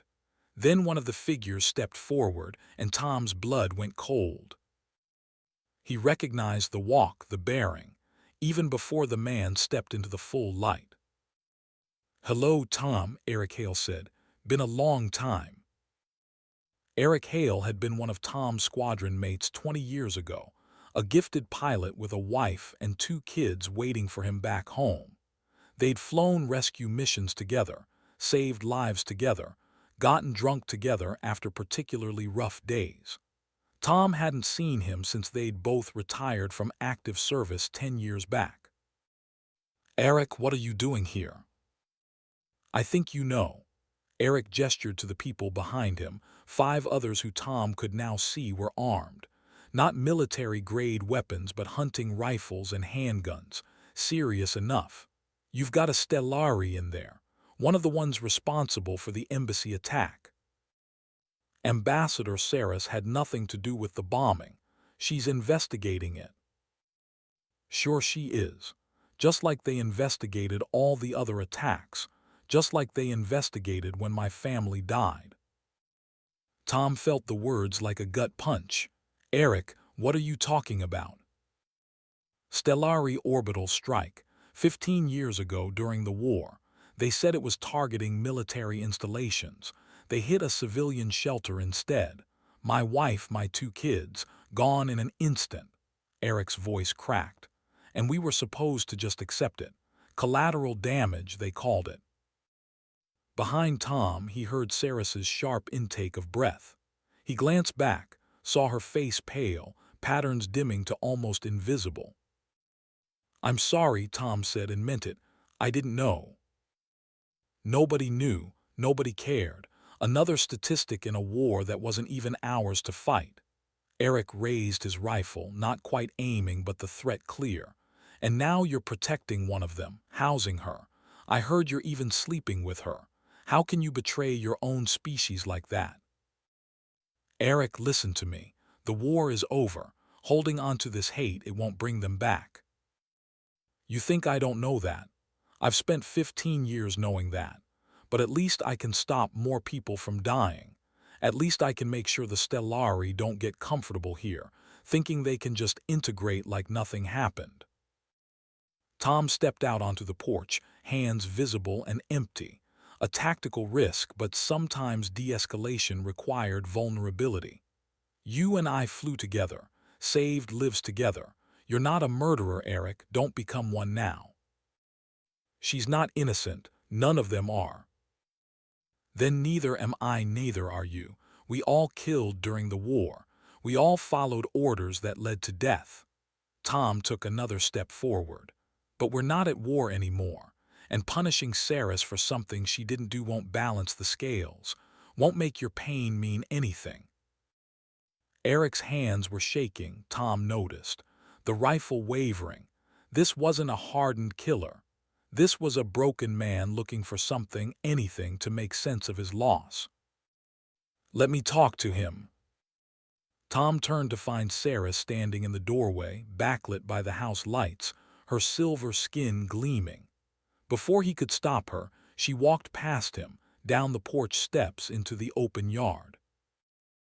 "Ambassador, no," one of Eric's people said, raising their weapon. But Eric held up a hand, stopping them. He stared at Seris with a mixture of hatred and curiosity. "Ambassador Seris of House Stellan," she said formally. "I was a military commander during the war. I ordered strikes. I made tactical decisions that led to casualties, both military and civilian." Her voice carried across the silent yard. "I carry those deaths with me, every single one." "Noble of you," Eric said bitterly. "Real noble." "I also lost my husband in that war, Captain Jaron. He died during an evacuation, trying to save civilians from an orbital bombardment. Your military's bombardment. Eric's expression flickered. Humans didn't use orbital weapons. No, but you used airstrikes. One hit a transport convoy. My husband went back for survivors. He didn't make it. Seris's patterns were shifting, glowing brighter. I hated your people for years, blamed you for his death, blamed myself for not stopping him from going back. She took another step forward, and Tom wanted to stop her, wanted to pull her back to safety, but something in her bearing told him this was important. This was necessary. Among my people, Seris continued, we have empathic abilities. We can share emotions, show others what we feel. She looked at Eric, violet eyes intense. Would you let me show you? Let me show you my grief, my loss, so you know I understand yours. Eric hesitated, then slowly nodded. Seris raised her hands, palms out, and the constellation patterns on her skin began to glow. Not just surface light, but deep, pulsing illumination that seemed to emanate from within. The light spread out, engulfed Eric, and Tom watched as the man's expression transformed. Eric's rifle dropped from his hands. He sank to his knees, and Tom could see tears streaming down his face. Whatever Seris was showing him, whatever emotional truth she was sharing, it was breaking through the armor of hate he'd built. I see them, Eric whispered. I see him, your husband. I feel what you felt when he died. He looked up at Seris, devastated. It's the same, exactly the same as what I felt. Yes, Seris said softly, lowering her hands, the glow fading. Grief is grief. Loss is loss. It doesn't matter which species we are. The pain is universal. Eric sat there in the dirt of Tom's yard, crying openly now. His companion stood frozen, uncertain what to do. Tom slowly descended the porch steps, moved to stand beside Seris. We can keep killing each other, Tom said, addressing all of them. Keep this cycle of revenge and hate going, or we can try something different, try understanding, try healing. He looked at Eric. Your family wouldn't want you to become this. You know they wouldn't. Eric covered his face with his hands, shoulders shaking. After a long moment, he looked up at Tom, at Seris. What do I do with all this anger, all this pain? You carry it, Seris said. Like I carry mine, like Tom carries his. We carry it and we keep living anyway. We choose every day not to let it turn us into something we're not. One by one, Eric's companions lowered their weapons. The standoff that could have ended in violence dissolved into something else, something that looked almost like hope. The authorities came at dawn, alerted by the security cameras Tom had installed. Eric and his people were arrested, charged with trespassing and illegal assembly. But Tom made sure Eric's story was told, made sure people understood this wasn't simple terrorism but complicated grief-seeking outlet. Marcus arrived shortly after the police left, looking exhausted and relieved in equal measure. You two are either incredibly brave or incredibly stupid. Can it be both? Tom asked. Marcus pulled them both into a hug, which surprised all three of them. I'm just glad you're safe. After he left, Tom and Seris stood in the quiet of the morning, watching the sun rise over the ranch that had become their battlefield and their sanctuary. You took a hell of a risk, Tom said. So did you. I meant showing him your grief like that. That was, I don't even know what to call it, profound, I guess. Seris leaned against him and Tom wrapped an arm around her shoulders. Among my people, we believe that shared pain is halved. I wanted him to know he wasn't alone. That grief is something we all carry, regardless of which planet we're from. You think it helped? I think it gave him something other than hate to hold on to. Whether he chooses to use it, that's up to him. They stood there as the day brightened, two people who'd faced down hate with vulnerability, and somehow survived. But their peace was short-lived. 3 days after the standoff, Seris received a communication from the Stellari High Council.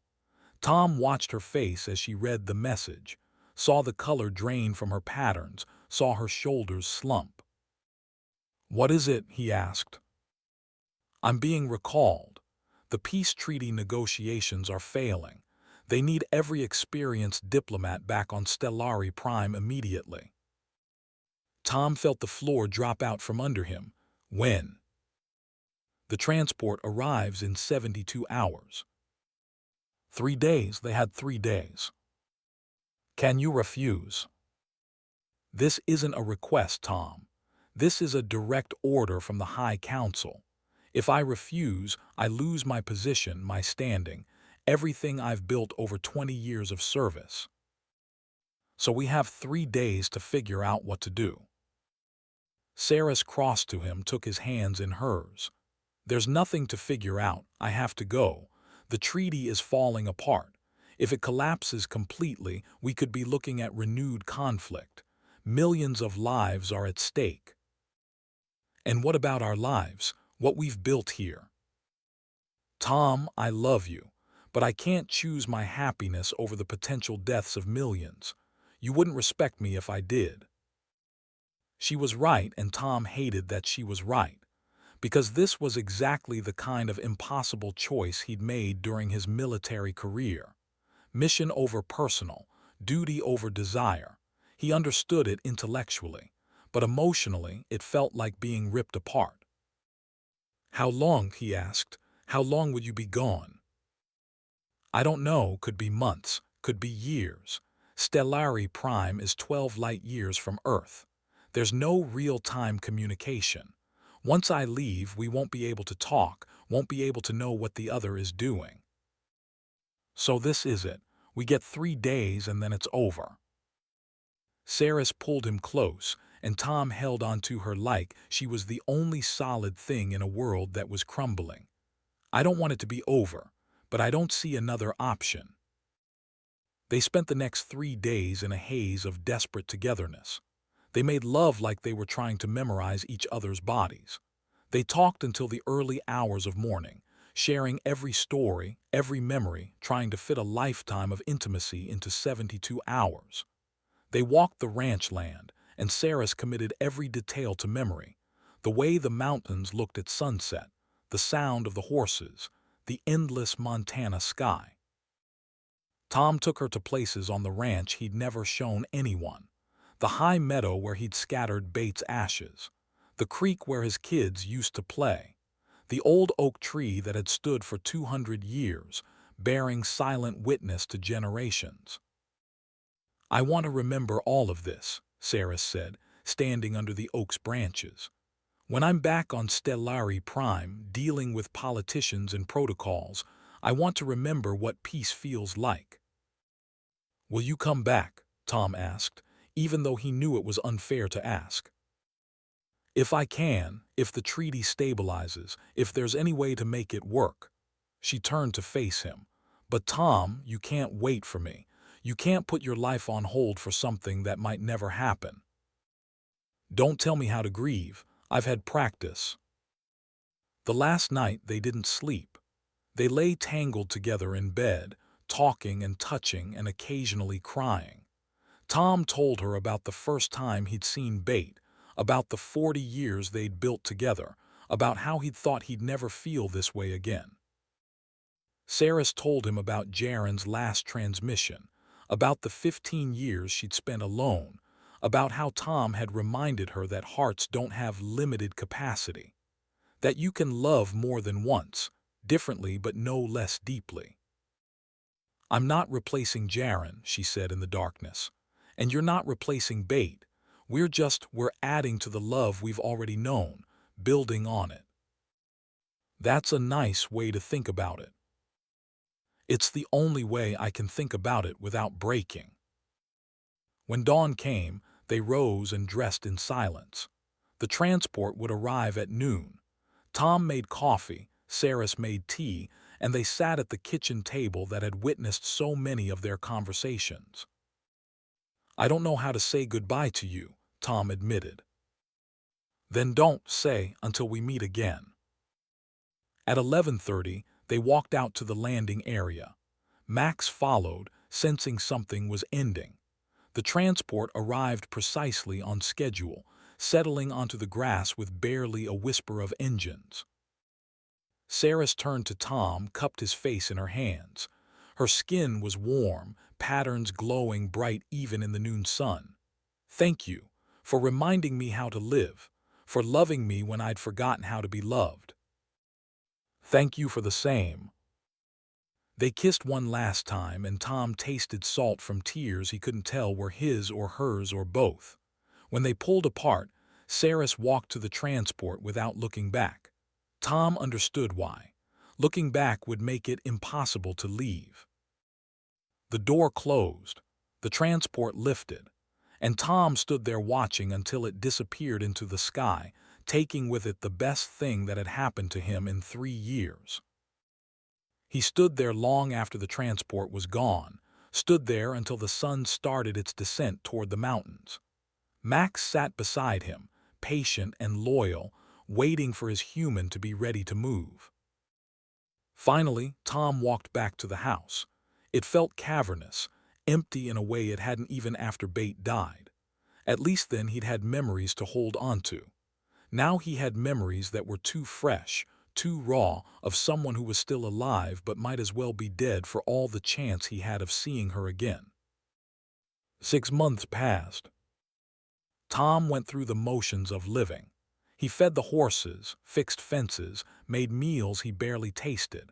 His kids called regularly, their concern growing with each conversation. Marcus visited weekly, trying to draw him out of the fog of grief he'd sunk into.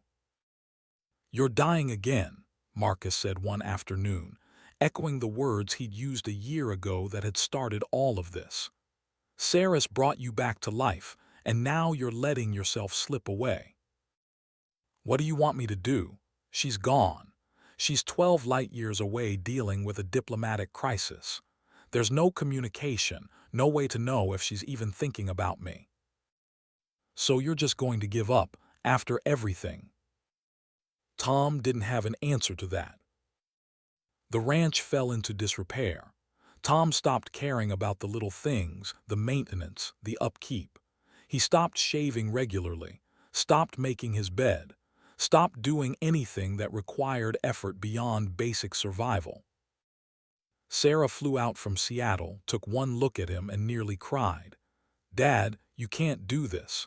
You can't fall apart every time you lose someone." "I'm fine." "You're not fine, you're barely functional." She took his hands, and Tom saw bait in her face in the determination and love. "Mom wouldn't want this, and I'm betting Seris wouldn't either." "Seris is gone." "She's not dead, there's a difference." But to Tom, the difference felt academic. Gone was gone, whether it was death or distance. The result was the same empty house, the same hollow ache in his chest. It was Marcus who found the message. He'd been helping Tom organize paperwork for tax purposes when he noticed an alert on Tom's communication terminal. A delayed transmission from deep space, routed through multiple relay stations, taking 6 months to arrive. "Tom," Marcus said carefully, "I think you need to see this." Tom came over, looked at the screen, felt his heart stop. The message was from Seris. Recorded 3 months ago, time stamped and verified.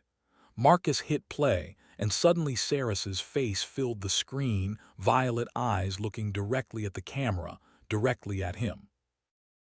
"Tom," her recorded voice said, and the sound of it after 6 months of silence nearly broke him. "I don't know if this message will reach you. The relay stations are unreliable, and by the time you receive this, everything may have changed. But I need you to know, I need you to hear this." She paused, and Tom could see the emotion working in her face, the patterns on her skin shifting. The treaty negotiations failed. Completely. The diplomatic situation here is untenable. The High Council has recalled all ambassadors indefinitely. I've spent 3 months trying to salvage something, anything, but it's not working. And I realized, while I was sitting in another pointless session with politicians who care more about power than peace, I realized I was making the same mistake I made with Jaron. Tom's hands were shaking. Marcus steadied him, helped him into a chair. I chose duty over love with Jaron, Seris continued.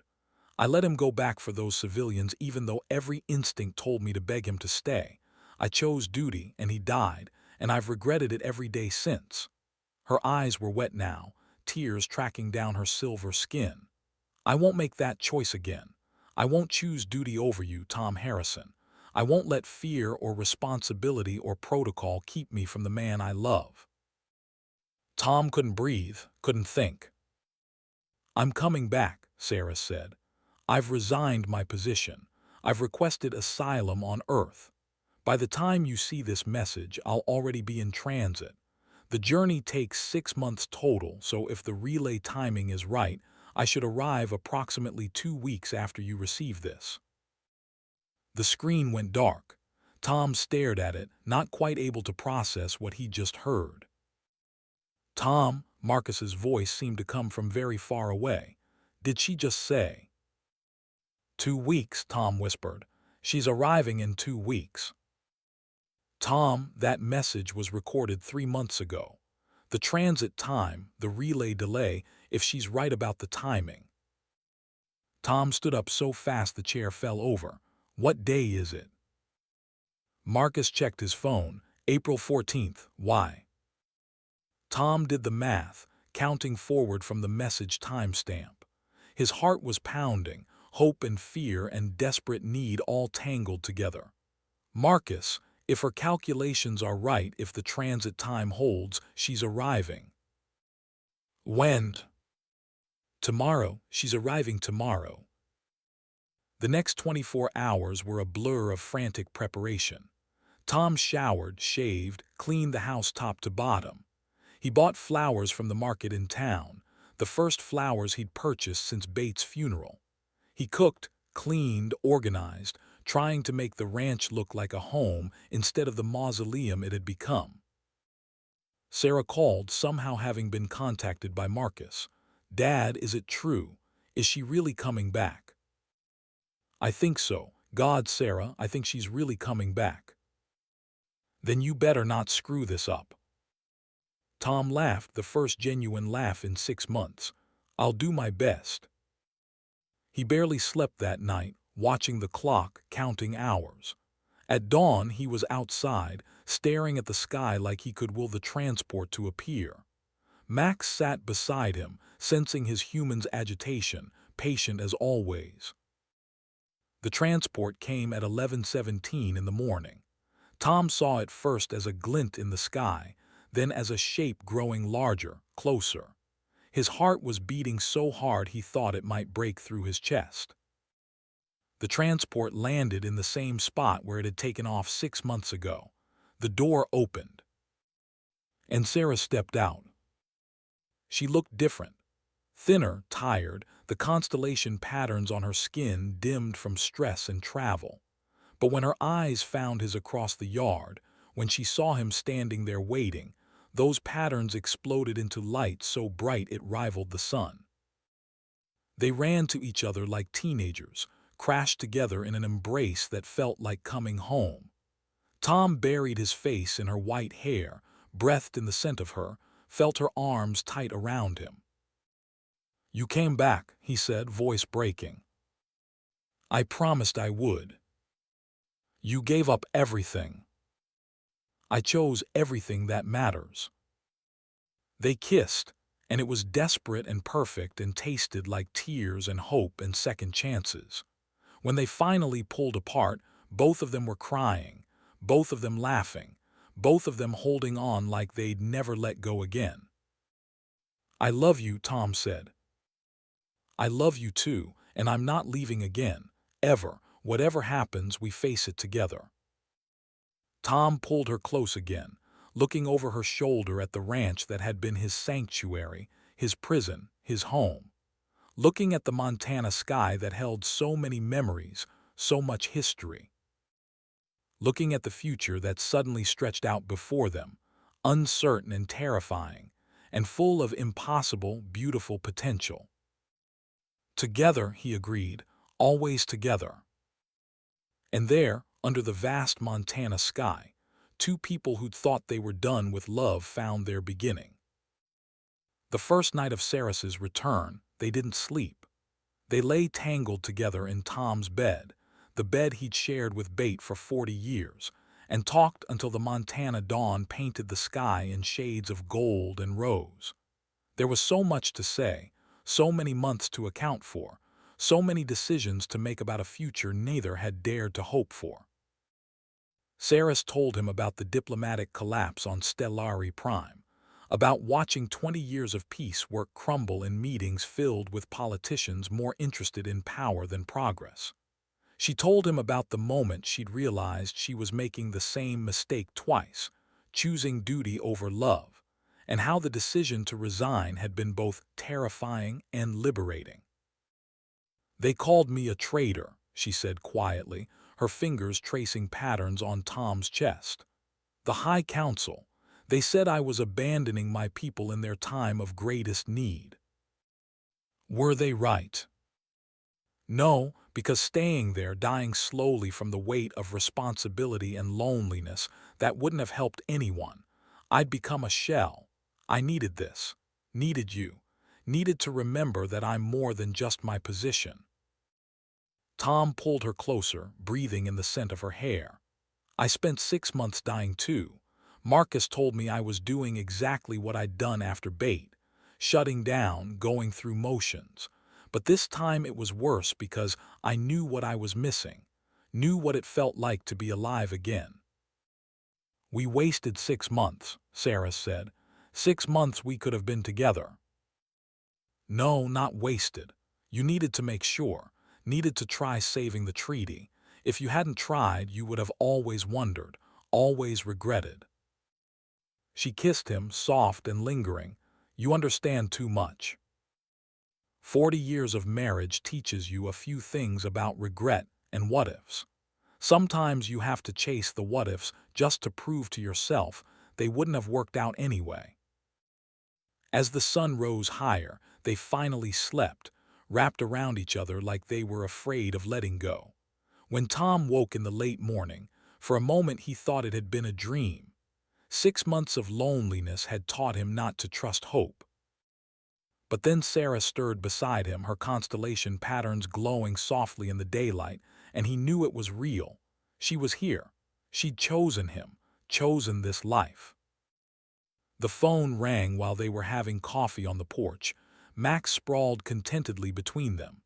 It was Sarah, her face on the screen equal parts excited and nervous. "Dad, Marcus called me. He said she's back. He said Sarah's came back." "She did. For good." Tom looked at Seris, who was watching him with those violet eyes that saw through every defense he had. "For good." Sarah's face broke into a smile so bright it reminded Tom achingly of Bate. "I want to meet her, properly this time. Not through a screen, not as some diplomatic exchange. I want to meet the woman my father loves." The word loves hung in the air. Tom hadn't said it to his daughter before, not out loud, not officially. But now, with Seris sitting beside him, with the certainty of her presence, he found he could. "Then come home," he said. "Bring the family, it's time." After they disconnected, Seris took his hand. "Are you sure? Your children, this is a big step." "I'm sure. I want them to know you, really know you. Not as Ambassador Seris or intelligence operative or any of the roles you've played, just you." "What if they don't approve?" Tom laughed. "Then they'll learn to live with it. I've spent 3 years letting them worry about me. Time they saw I'm capable of making my own choices." The preparation for Sarah's visit became a shared project.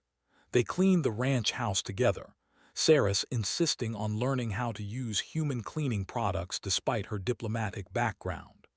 Tom taught her about American family dynamics, the unspoken rules of meeting adult children, the way to navigate the complicated terrain of blended families. Among my people, Seris said while folding laundry, a task she approached with the same methodical precision she brought to everything. Family integration is formal. There are rituals, ceremonies. The family of the deceased spouse must give permission before new bonds can form. And if they don't give permission, then the relationship is considered dishonoring to the first spouse's memory, socially unacceptable. Tom set down the towel he'd been folding. Do you think Jaren's family would approve of us? Seris was quiet for a long moment. I don't know. I left Stellari Prime without consulting them, without following the proper protocols. In their eyes, I've likely already dishonored his memory. Does that bother you? Yes and no. I love Jaren. I will always love him. But I can't live my life according to what other people think he would have wanted. I have to live according to what I know he wanted.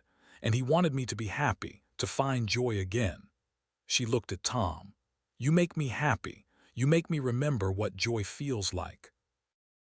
Bate wanted the same for me. Made me promise not to shut down after she was gone. Took me 3 years to start keeping that promise, but I'm keeping it now.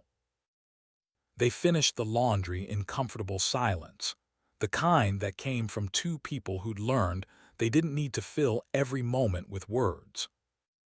Sarah arrived 3 days later with her husband Michael and their 2 children, 8-year-old Emma and 5-year-old Joshua. Tom watched from the porch as the car came up the long driveway, his heart beating faster than he wanted to admit. This was important. This mattered. Sarah stood beside him, her patterns flickering with nervous energy. She dressed carefully in simple human clothes, pants and a soft sweater, her white hair pulled back. She looked beautiful and terrified in equal measure. What if they hate me? She whispered as the car parked. They won't, but if they do, we'll deal with it, together, remember. Sarah climbed out first, and Tom saw Bate in every movement, every expression. His daughter had her mother's dark hair, her mother's warm eyes, her mother's way of seeing straight through to the truth of things. She walked up the porch steps and hugged Tom tightly. Hi, Dad. Hi, sweetheart. Then Sarah turned to Seris, and for a moment the two women just looked at each other. Tom held his breath, remembering every anxiety Seris had expressed about this meeting. Ambassador Seris, Sarah said formally. Please, just Seris. Seris then. Sarah extended her hand, and when Seris took it, Sarah pulled her into a hug. Thank you for bringing my father back to life. We've been worried about him for so long. Seris's patterns exploded with relieved color, and Tom saw her blink back tears. I'm the one who should thank him. He saved me as much as I saved him. The ice broken, the rest of the family came forward. Michael, Sarah's husband, was a kind-eyed engineer who shook Seris's hand with genuine warmth. The children were less reserved, Emma immediately fascinated by Seris's glowing patterns, Joshua asking a million questions about whether she could fly and if her planet had dinosaurs.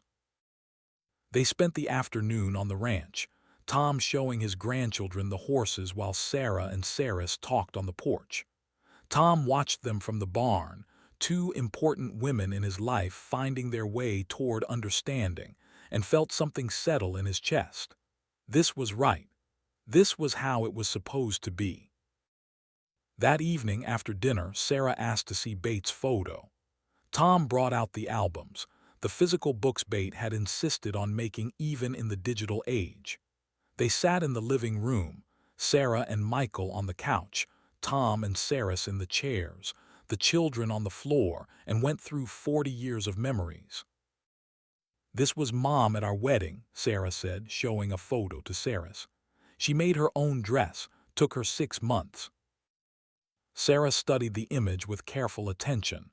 She was beautiful and clearly very talented. She could do anything she set her mind to. Sarah looked at her father. "Dad, I need to ask you something, and I need you to be honest." Tom braced himself. "Okay. Do you love Seris the way you loved Mom?" The question hung in the air. Tom could feel Seris go very still beside him, could sense his daughter's need for truth. He took a breath. "No," he said, and felt Seris flinch. He reached over, took her hand. "I don't love her the way I loved your mother. I love her differently. Your mother and I, we grew up together, built a life from nothing. Every memory of my adult life includes her. That's one kind of love." He squeezed Seris's hand, felt her squeeze back. "Seris I met when I was already old, already shaped by life and loss. We didn't have to build from nothing. We built from what we'd already become, and that's a different kind of love. Not better, not worse, just different." He looked at his daughter. "I will always love your mother, always carry her with me, but I can also love Seris. The heart doesn't have a limit, Sarah. It just grows to make room."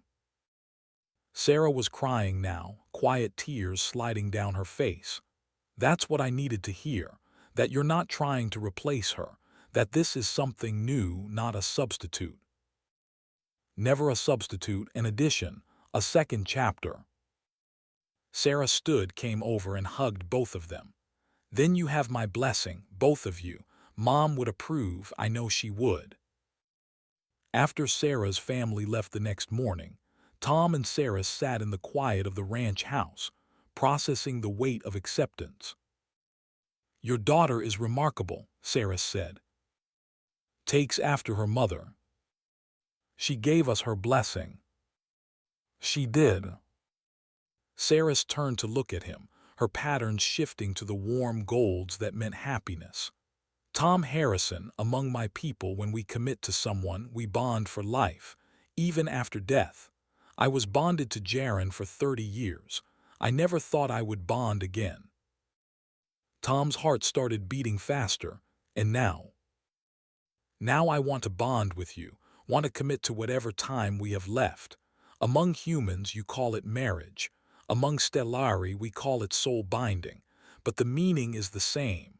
Will you marry me, Tom Harrison?" Tom laughed, surprised and delighted. "I'm supposed to ask you." "You're too slow. I'm asking, will you?" "Yes, God, yes. Though I should warn you, I'm 55 years old. You're going to outlive me by a century or more. You sure you want to sign up for that kind of grief again?" Sarah cupped his face in her hands, her skin warm and glowing. "I'm sure. We'll have 30 years, maybe 40 if we're lucky. I'll carry the memory of those years for the next 150, and it will be worth it. You will be worth it." They married 3 weeks later in a small ceremony on the ranch. Marcus officiated, having gotten ordained online for the occasion. Sarah and Michael came with the grandchildren. Tom's son Michael flew in from San Diego with his girlfriend, a bright-eyed Navy lieutenant who reminded Tom painfully of himself at that age. Eric Hale came too, recently released from the rehabilitation program that had replaced his jail sentence. He stood at the back, respectful and quiet, and when Tom saw him, he walked over and shook his hand. "Thank you for coming. Thank you for inviting me, and for, not letting me become a murderer. You're welcome to visit any time. Ranch could use extra hands if you're interested in honest work." Eric's eyes filled with tears. I'd like that a lot." The ceremony itself was simple. Tom wore his dress uniform, the one he'd worn at Bates' funeral, the one that still fit after all these years. Seris wore white, a human tradition she'd adopted, her silver skin and glowing patterns making the simple dress look ethereal. Marcus read the vows they'd written together, a blend of human and Stellari traditions. Tom slipped a ring onto Seris's finger, and she performed the Stellari ritual of soul binding, pressing her palms against his chest, while her patterns glowed so bright everyone had to look away. When it was done, when they were declared married by the laws of both Earth and Stellari tradition, Tom kissed his wife under the Montana sky, while his family cheered and Max barked his approval. At the reception, simple and held in the ranch house, Sarah made a toast. To my father, who taught me that it's never too late to choose happiness, and to Seris, who reminded him how. May you have many years together. They danced, Tom and Seris, to music playing from speakers Sarah had set up. Tom hadn't danced since Bates' death, had forgotten how it felt to hold someone close and move together to rhythm. Seris followed his lead effortlessly, and when he stumbled she caught him, laughing. "I'm out of practice," he admitted. "We have time to practice." "Yeah, we do."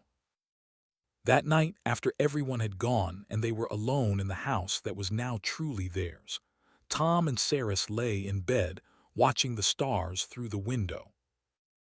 "We should talk about the future," Seris said, "about what we want this life to look like." "What do you want?" "I want purpose. I spent 20 years as a diplomat, and while I don't regret leaving, I miss the work, the feeling of making a difference." Tom thought about this. What if we turned the ranch into something more, a place for people like us, mixed couples, human and Stellari, a place where they could come, learn, find support? Seris's patterns brightened, a cultural center. More than that, a home, a community. We've both lost so much. Maybe we could help others who are navigating the same things: grief, integration, cross-species relationships. I love that idea, but it would be a lot of work. We've got time, and we've got each other. That's enough to start with. They began the transformation slowly, methodically. The ranch was still a working ranch, but they added a guest house, renovated the old barn into a meeting space, created gardens where Stellari plants grew alongside Earth vegetation. Marcus helped them navigate the bureaucratic requirements, the permits and licenses needed to officially become a cultural center. Word spread through both human and Stellari communities.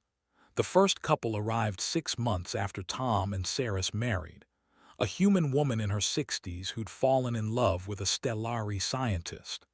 They came nervous and uncertain, carrying the weight of families who didn't approve and a world that wasn't always accepting.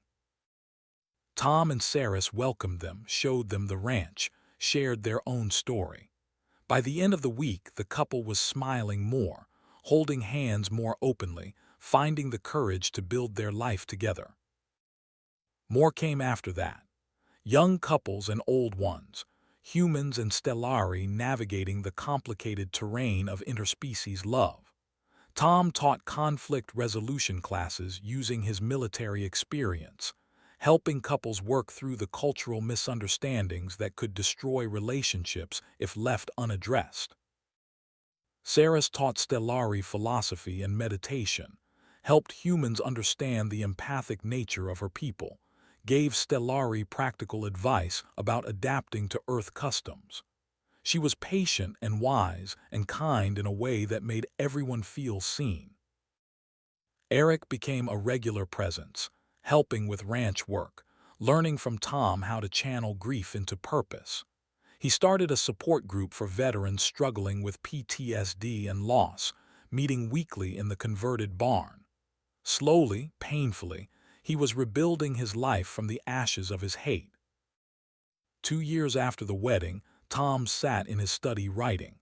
The memoir had started as personal reflection, a way to process everything that had happened. But Marcus had read the early chapters and insisted it needed to be published. "People need to hear this story," Marcus said. "Need to know that love is possible even after devastating loss, that it's never too late." The book, when it finally came out, was called Stellar Autumn: Finding Love at the End of War. It detailed Tom's journey from grief-stricken widower to husband again, from cynical veteran to believer in cross-species harmony. It talked about Bate with love and respect, about Jaren with admiration, about how carrying the dead forward was different from being buried by them. It became an unexpected bestseller, particularly among older readers who saw themselves in Tom's struggle. The reviews talked about the book's honesty, its refusal to sanitize grief or make second chances seem easy. Tom did interviews, speaking engagements, always with Seris beside him. "You're famous now," Seris teased one evening after a particularly long book signing. "We're famous, you're in half the chapters. I'm the muse, you're the writer." Tom pulled her close. "You're the reason for all of it. The book, the cultural center, the fact that I'm still here and happy. You're the reason." On their third anniversary, the U.S. government officially granted Seris citizenship. She'd applied 2 years earlier, navigating the complex requirements for Stellari refugees seeking permanent residence. The ceremony was small, held at a courthouse in Billings, but Sarah and Michael came, and Marcus, and Eric. When the judge asked Seris to renounce her allegiance to Stellari Prime, Tom saw her hesitate. This was the final step, the absolute commitment to Earth, to him, to this life they'd built. "I renounce my allegiance to the Stellari Empire," she said clearly, "and pledge my loyalty to the United States of America and to Earth." Afterward, standing outside the courthouse with her new citizenship papers, Seris looked at Tom with tears streaming down her face, her patterns glowing brilliant gold. "I'm home," she said, "finally truly home." The years that followed were rich with purpose and meaning. Tom and Seris poured themselves into the cultural center, which grew from a small operation into a nationally recognized resource for interspecies couples. They traveled to conferences, trained counselors, built partnerships with other organizations doing similar work. Tom's memoir continued to impact lives, sparking conversations about grief, second chances, and the courage to love again. He received letters from readers, sometimes hundreds in a week, people sharing their own stories of loss and healing. Seris became a sought-after speaker on integration and empathy, her unique perspective as both diplomat and refugee giving her insights few others possessed. She advocated for policy changes, testified before Congress, worked tirelessly to build bridges between humans and Stellari. Through it all, their bond deepened. The soul-binding ritual they'd performed at their wedding had created a connection that grew stronger with time. Tom could sense Seris's emotions now, not with her empathic clarity, but enough to know when she was troubled, when she needed support, when she was happy. And Seris, with her natural abilities enhanced by their bond, could read Tom like a favorite book. She knew when his back hurt, when memories of Bate made him melancholic, when he needed her to simply sit beside him in silence. The next decade passed in the rhythm of purpose. Tom reached 60, then 62, then 65. The physical signs of aging became more pronounced. His hair turned completely white, matching Seris's. His movements slowed, his joints protested more frequently. But his mind remained sharp, his spirit strong.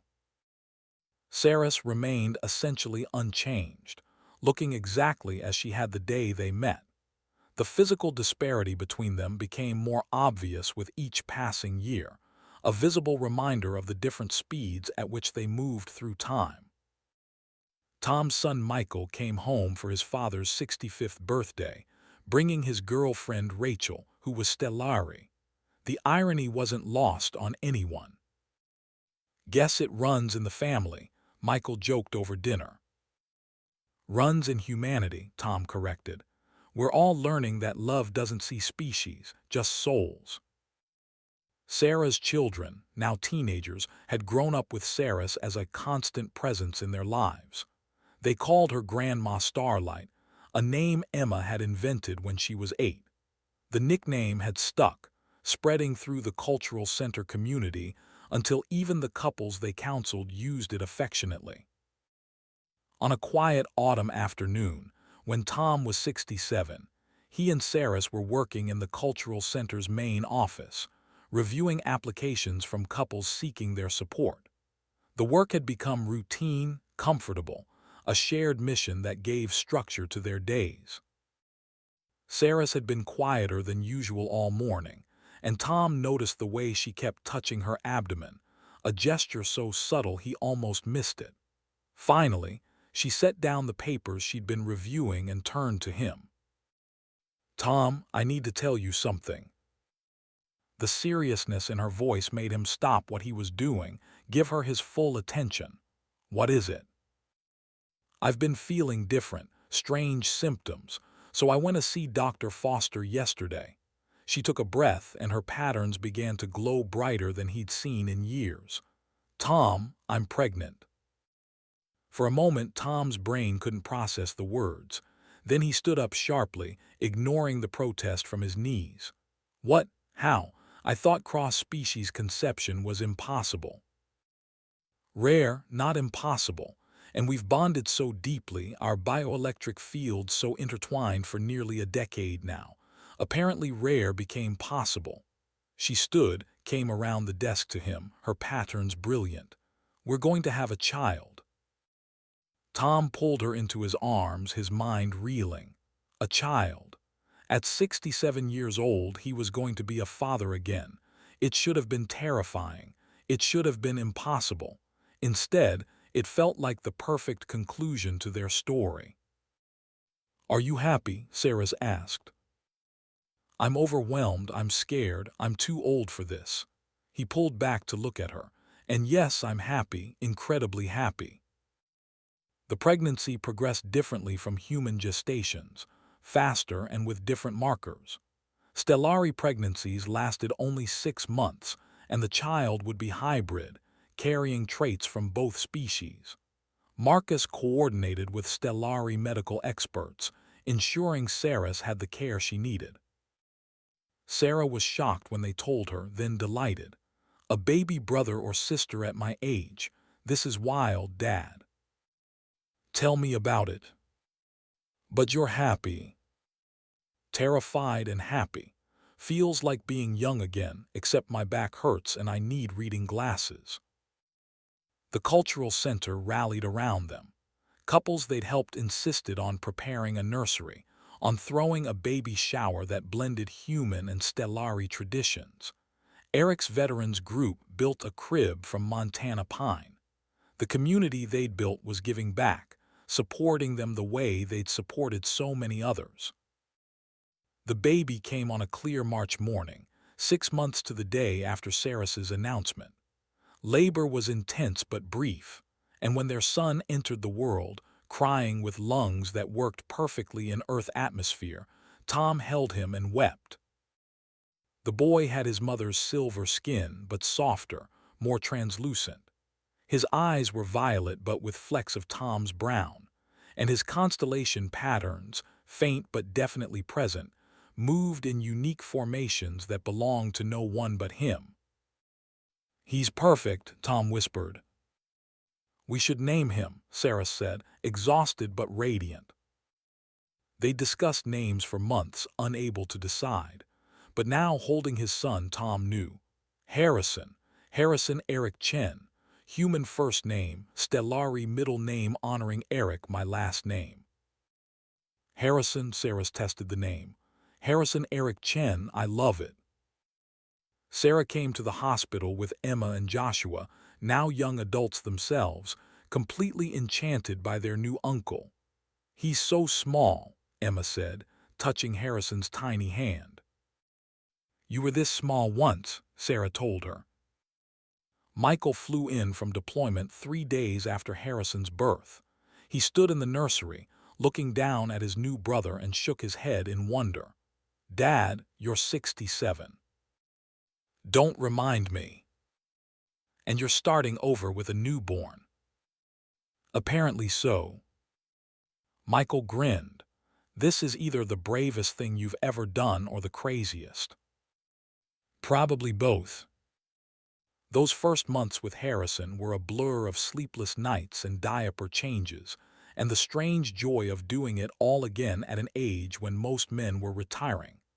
Tom's back protested the constant lifting. His knees complained about the middle-of-the-night trips to the nursery. But none of it mattered when Harrison smiled up at him, when those tiny hands grasped his finger. Seris was a natural mother, patient and loving, and somehow able to function on minimal sleep in a way Tom couldn't anymore. She nursed Harrison while teaching classes at the cultural center, managed the administrative work while singing Stellari lullabies. The hybrid nature of their son became more apparent as he grew. Harrison developed faster than human infants, slower than Stellari ones. His patterns glowed when he was happy, dimmed when upset, providing clear emotional communication before language developed. He was healthy and strong and completely unique. On Harrison's first birthday, Tom turned 68. They celebrated together, a party at the ranch with all the found family they'd accumulated. Marcus gave a toast that made everyone cry. To Tom and Seris, who proved that love has no expiration date, no species barrier, no impossible circumstances. And to Harrison, living proof that when two souls connect deeply enough, miracles happen. That night, after everyone had gone home and Harrison was asleep in his crib, Tom and Seris sat on the porch they'd sat on countless times before. The Montana sky was full of stars, the same stars that had witnessed their entire journey together. "We did good," Tom said, looking at the ranch, the cultural center, the life they'd built. "We did," Seris agreed, "better than good. I'm tired, though, feel it in my bones now." "I know," she took his hand. "We'll slow down, hire more staff, let others carry more of the load. I want to see him grow up, see Harrison become whoever he's meant to be." "You will, we have time." Tom wasn't sure about that. His doctor had started using words like managing and monitoring, gentle euphemisms for the reality that his body was wearing out. But he didn't say this to Seris. She knew. Her empathic abilities meant she always knew. Instead, he squeezed her hand and made a different promise. "However long I have, I'll make it count. Every day with you, with Harrison, with this family we've built. I'll make it all count." That's all anyone can do. Years passed. Harrison grew into a bright, curious child who asked a million questions and had his father's sense of humor and his mother's empathic sensitivity. Tom slowed down but didn't stop, transitioning from active ranch work to mentoring and counseling. The cultural center thrived under Seris's leadership and the dedicated staff they'd trained. On a quiet morning in late autumn, when Tom was 73 and Harrison was 6, they sat together on the porch watching the sunrise. It was their ritual, father and son, greeting each day together. "Dad," Harrison asked, "why are you old and Mom isn't?" Tom had been expecting this question. "Because Mom is Stellari. Her people live a very long time. I'm human. We don't." "So you'll die before Mom?" "Yes, someday." Harrison was quiet, processing this.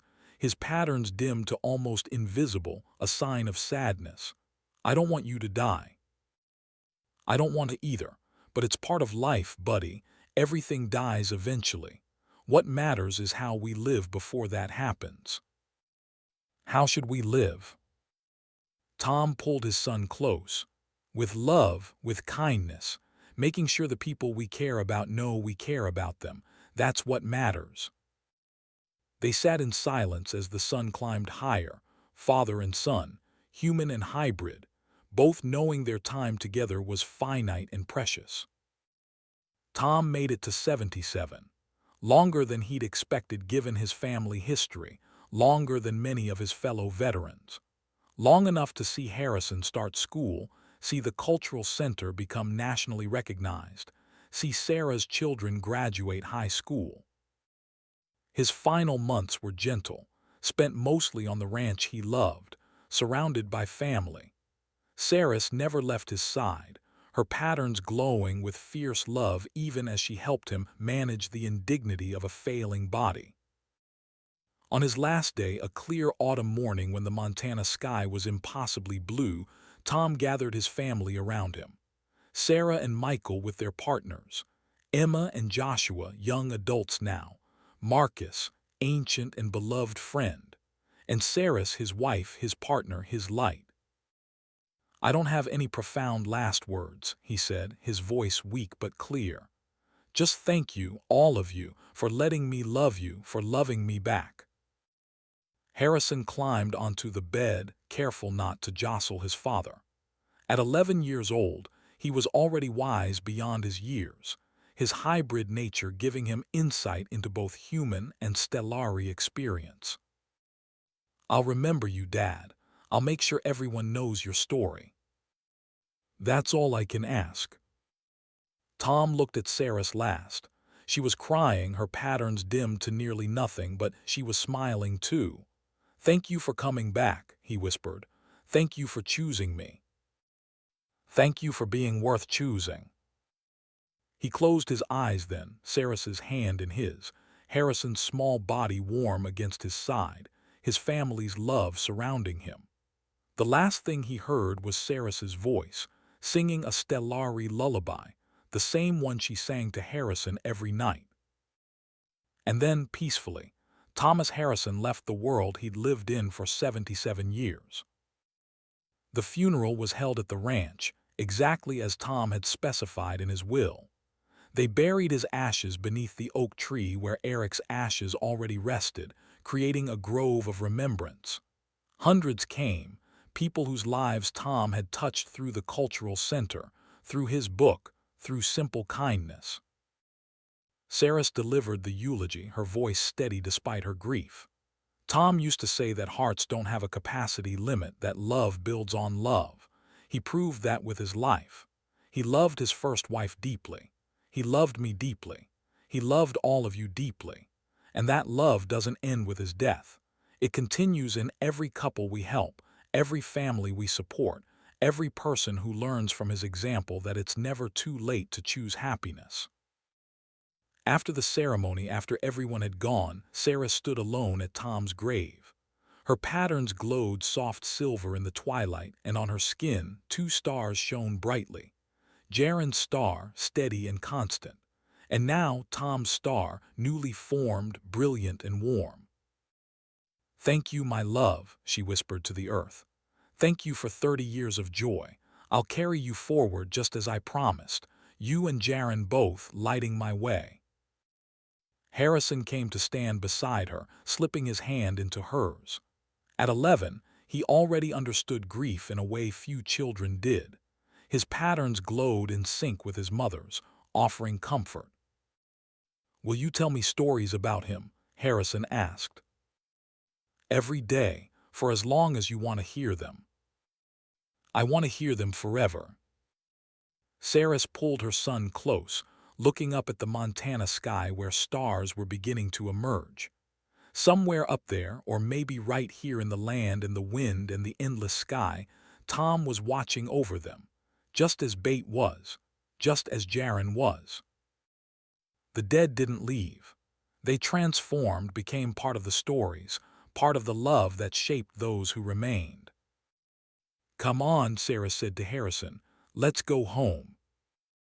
They walked back to the ranch house together, mother and son, Stellari and hybrid, carrying forward the legacy of a man who'd learned that loving twice wasn't betrayal but gift. That hearts could break and heal and break again and still have room for more love. Behind them, the oak tree stood silent sentinel over Tom's final resting place.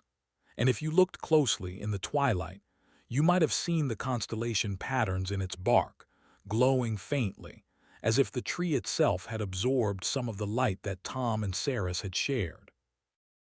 20 years later, on a crisp autumn morning, a car came up the long driveway of the Harrison Chen Cultural Center. An old woman, human, climbed out slowly, looking at the sprawling complex with wonder. Harrison, now 31 and running the center with his mother, came out to greet her. "Welcome, I'm Harrison. How can we help you?" "I'm Margaret," the woman said. "I lost my husband 5 years ago. I thought I was done with love, but I met someone, a Stellari man, and I'm scared and excited and I don't know how to navigate any of it." Harrison smiled, his patterns glowing warm. "You've come to the right place. My father and mother built this center for people exactly like you. Come inside. Let me tell you their story." As they walked toward the main building, Seris emerged from the garden where she'd been working. At the equivalent of 76 human years, she still looked essentially as she had when she first arrived on Tom's ranch all those decades ago. But her patterns carried 3 stars now, and her eyes held the wisdom of multiple lifetimes of love and loss. "Another one?" she asked Harrison. "Another one," he confirmed. She smiled, looking at Margaret with compassion. "Welcome, dear. Let's get you some tea and we'll talk. I have some experience with second chances and unlikely love stories." As they settled into the common room, surrounded by photos of Tom and testimonials from couples they'd helped, Seris began the story the same way she always did. It began with a sunrise in Montana and a man who thought his life was over. But endings and beginnings, they're not always what we think they are. And Margaret listened, this woman searching for permission to love again, as Seris wove the tale of Tom Harrison and his stellar autumn, proof eternal that love has no limits, no boundaries, no impossible circumstances. Only choices. And the courage to make them.